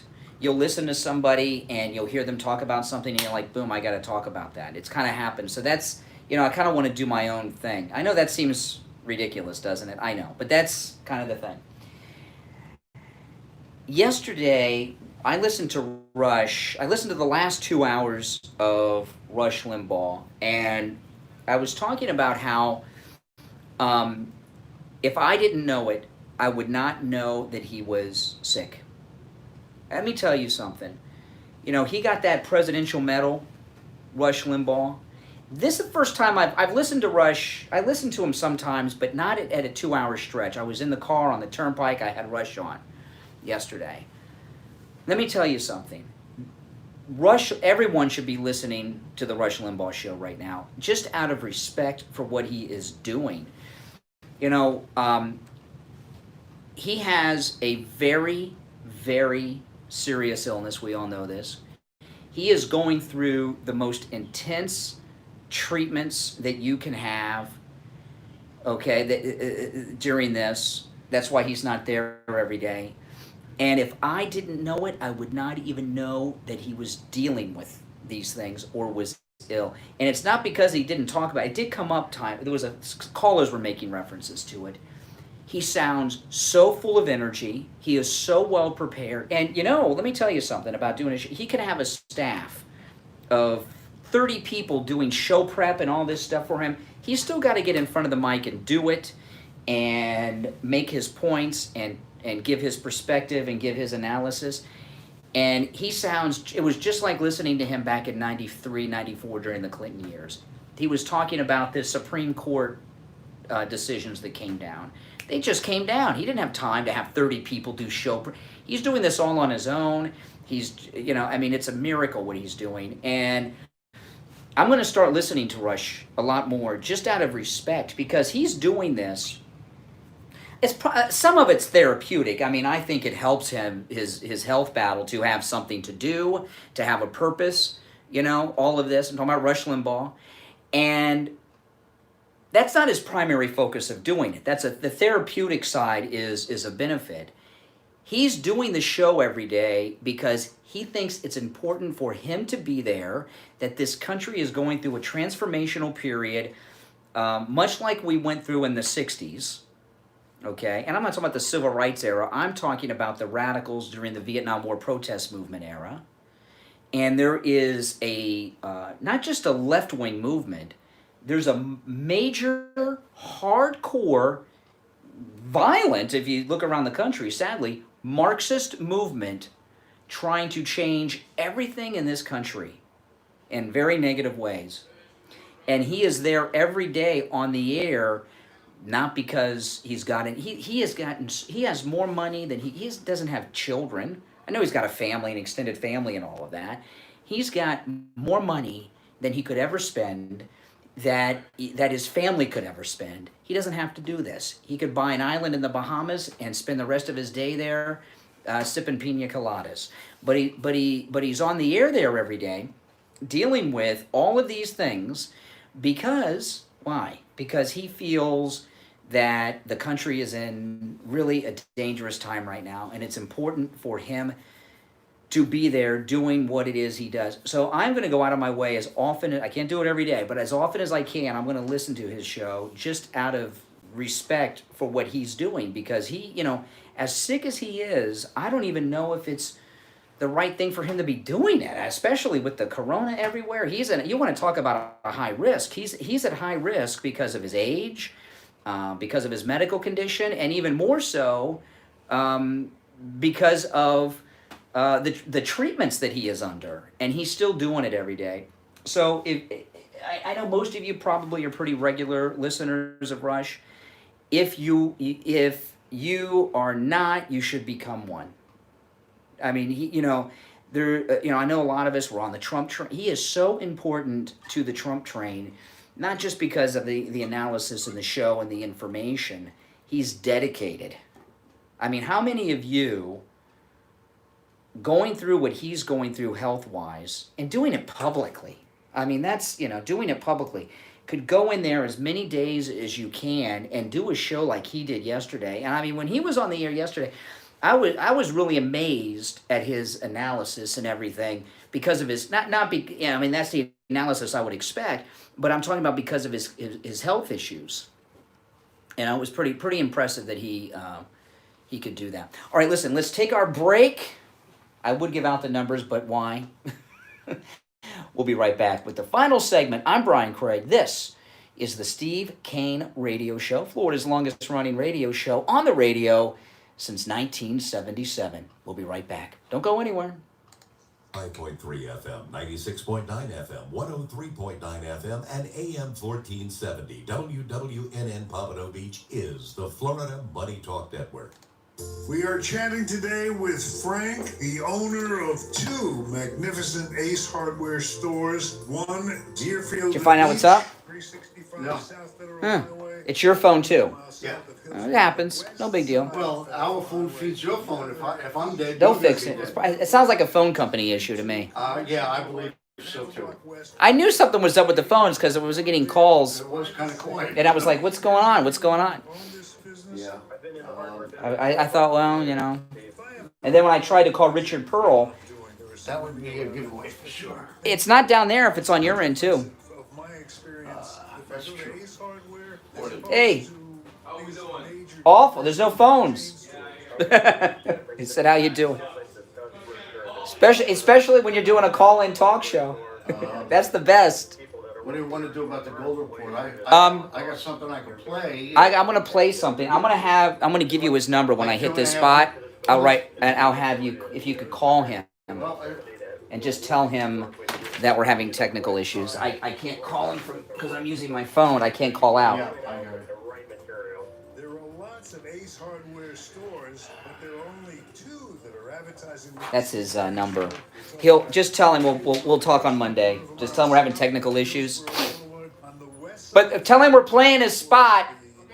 Ace Hardware, located at 232 Commercial Boulevard, a half block west of A1A in Lauderdale by the Sea. Very, very special locations. Be sure to mention Steve Kane sent you. Are you between the ages of 18 and 60 and have thought about getting life insurance but never had the time? Or thought life insurance was too much work? Well, now is the time. Life insurance has changed. People are living longer, so rates are being reduced. These new life insurance policies also have living benefits, which means the owner can accelerate a portion of the policy's initial death benefit should the insured become critically, chronically, or terminally ill. And the majority of applicants get approved without a medical exam and simplified underwriting, which means you're approved even faster. IWIL advisors can still assist anyone from the ages of 60 to 85 with life insurance. Call Debbie and her team to learn more. 954-753-8080. 954-753-8080. President Trump here joins Steve Kane and Brian Craig on the Steve Kane Trump 2020 Victory Cruise on board the Celebrity Edge. The cruise will be to celebrate my Okay, we've spoken. I let them know you're running the Oh, okay. long spot. I thought I was, but I don't have it here. Do you have it? I don't even know. I'll do a live spot for him. Oh, here I got it. I got it. Brian Craig celebrating the victory of President Trump. It's like it happens all the time. It's no big deal. Fort Lauderdale on a 7-day Trump 2020 Victory Cruise. First stop San Juan. No one can call in today. The phones aren't working. All of British Virgin Islands and then St.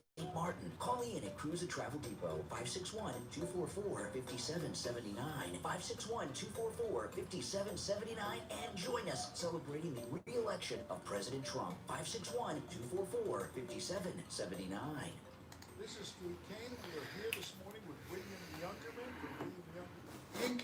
for our gold report. William, how are you? Welcome to the show. Wanted to ask Oh, you know what? the big question, the big one that everyone wants to know. Rich, With gold, the internet when's a good is time down to buy, too, so it's obviously and when the do you phones sell? and the internet are connected. The Okay, Wi-Fi is that's and the question. The answer to the question, when do you sell, Yeah, is it's really connected, yeah. goes back to why did you buy it in the first place? When the reason you bought it is fulfilled, it's time to sell. Or when the reason that you bought it no longer exists, it's time to sell. In 1980, gold hit a high of $850. And people had bought gold all the way up to that level. And Yeah, I couldn't figure out what was going on with the at that phones, time, and I figured, we were off yesterday, no one's calling in, I don't know what's going on. We had 25% And it wasn't, a call or two got through, but the phones aren't working. You can't even call out. So that reason for owning it wasn't until like gold, 8:30 I realized, we told our customers there's no in 1980, phones. sell your gold, sell. It's finished for the time being. Okay, that was a reason. Now, has something to do because the internet some went out people too. Held on, But luckily because we they don't said, need the "No, internet. I want this as my insurance policy. An insurance policy, you don't necessarily buy and sell your life insurance policies. You have it for a particular reason. And That happens some all the time. Of your money should Behind the always be scenes. in gold, regardless of what the price is doing. Historically, we've always said at least 5%. At this particular time, we recommend much higher percentage of our assets being gold, silver, and platinum. So the reason for buying it looks like a nice day. when to sell it. If that reason changes or is fulfilled, that's the time to sell it. But it must go along with the fact that you understand that gold is the only real money in the world. It is the only thing that has no IOUs or attached to it.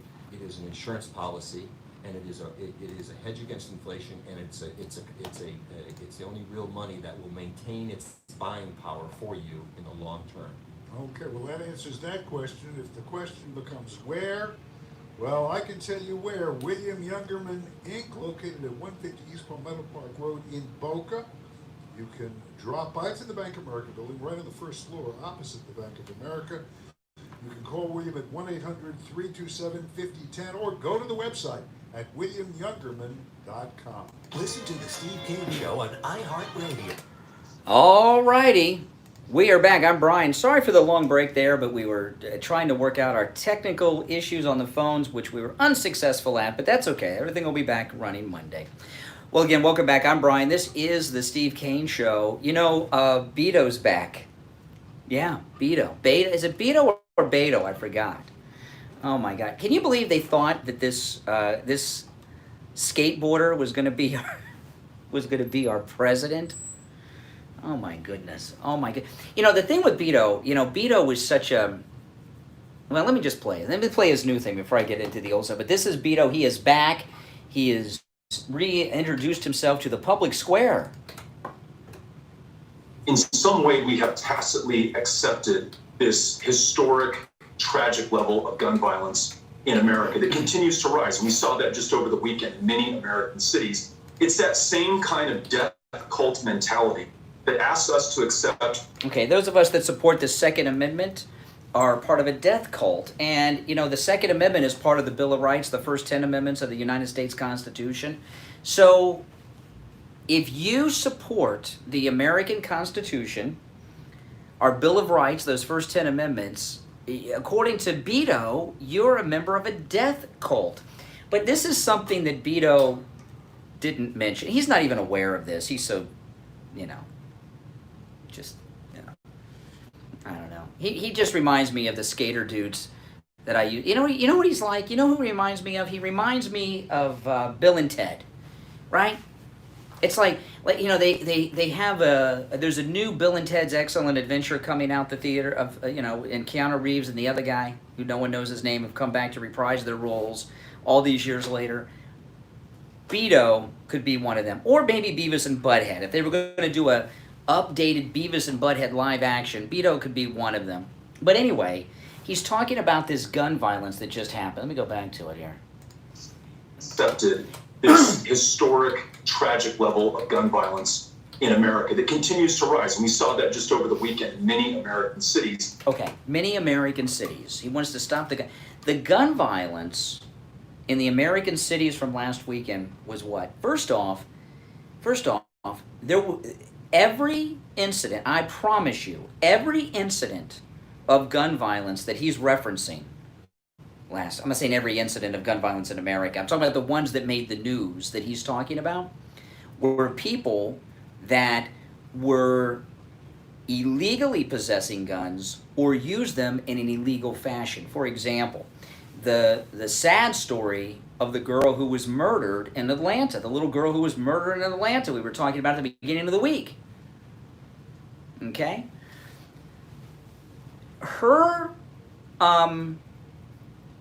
parents, we heard this, right? There was a Black Lives Matter barricade put up near the Wendy's in Atlanta where Brooks was shot. The mother drove around, and the activists, two of them, there were two shooters, fired at the vehicle, and the rounds went in the car and killed that innocent child. If those, I would be shocked if those were legal gun owners, all right? But if they were, they used their guns in an illegal way. They fired them at people that were not threatening them. The other violence he's talking about would be in Chicago. Most of the gun violence, to own a handgun anywhere in the United States, you have to be 21 years of age. Most of those shootings that happened in Chicago last weekend were shootings where the shooter, I promise you, was under the age of 21. You're not allowed to own or possess a handgun, unless you're like at a gun range with your dad or something. You're not allowed to own or possess a handgun under the age of 21. Most of them were under the age of 21. Those that weren't, most of them already have criminal convictions on them. They're not able to possess guns under the law. All the gun control laws that you could possibly have apply to everyone that's in these high-profile news stories from last weekend that Beto is referencing. By the way, I talked to George Papadopoulos the other day. Did you guys hear this interview I did with Papadopoulos? And I asked him, first thing out of the box, I asked him, I said, you're a convicted felon now, right? He says, yes, I am. I said, how has it impacted your life being a convicted felon, George Papadopoulos?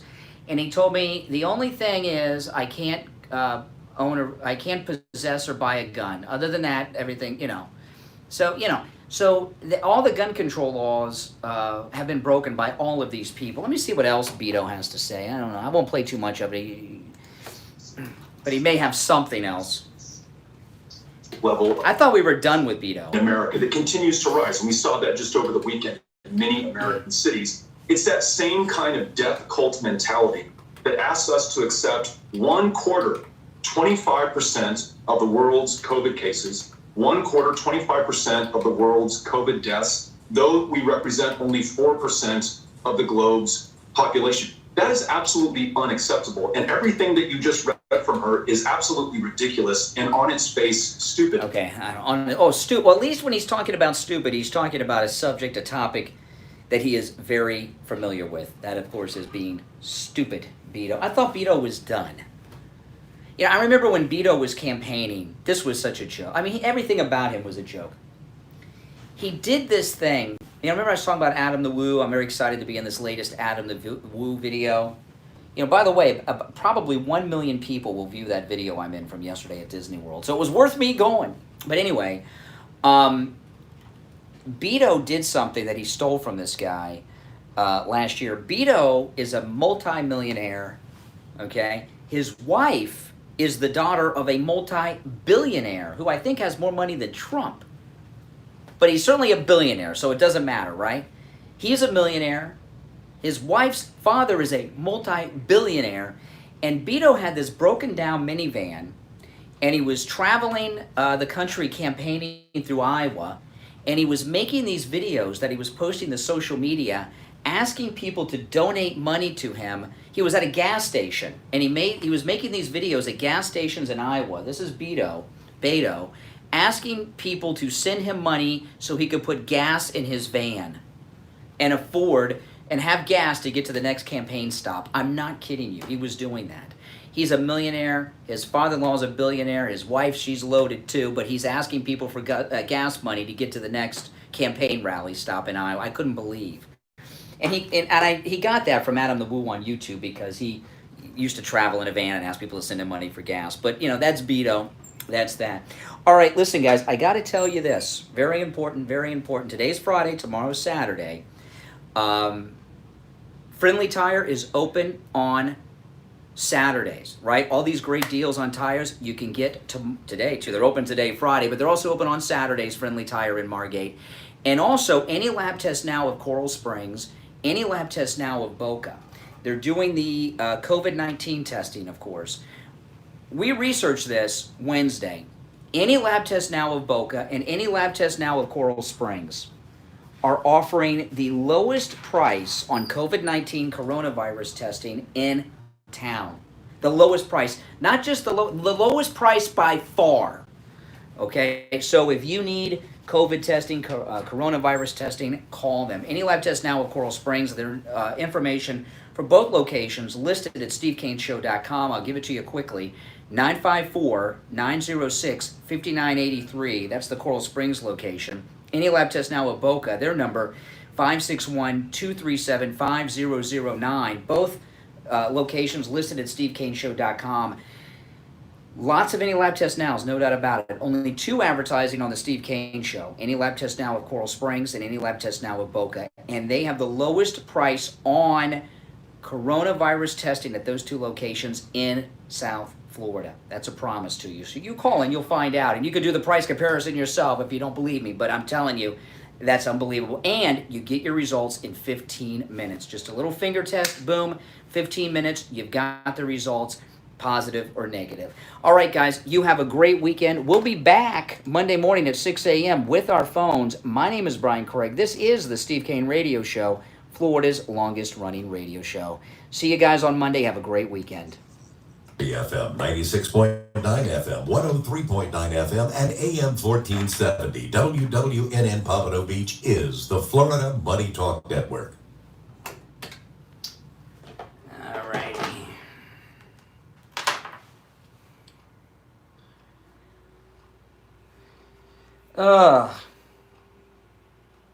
Yeah, no internet.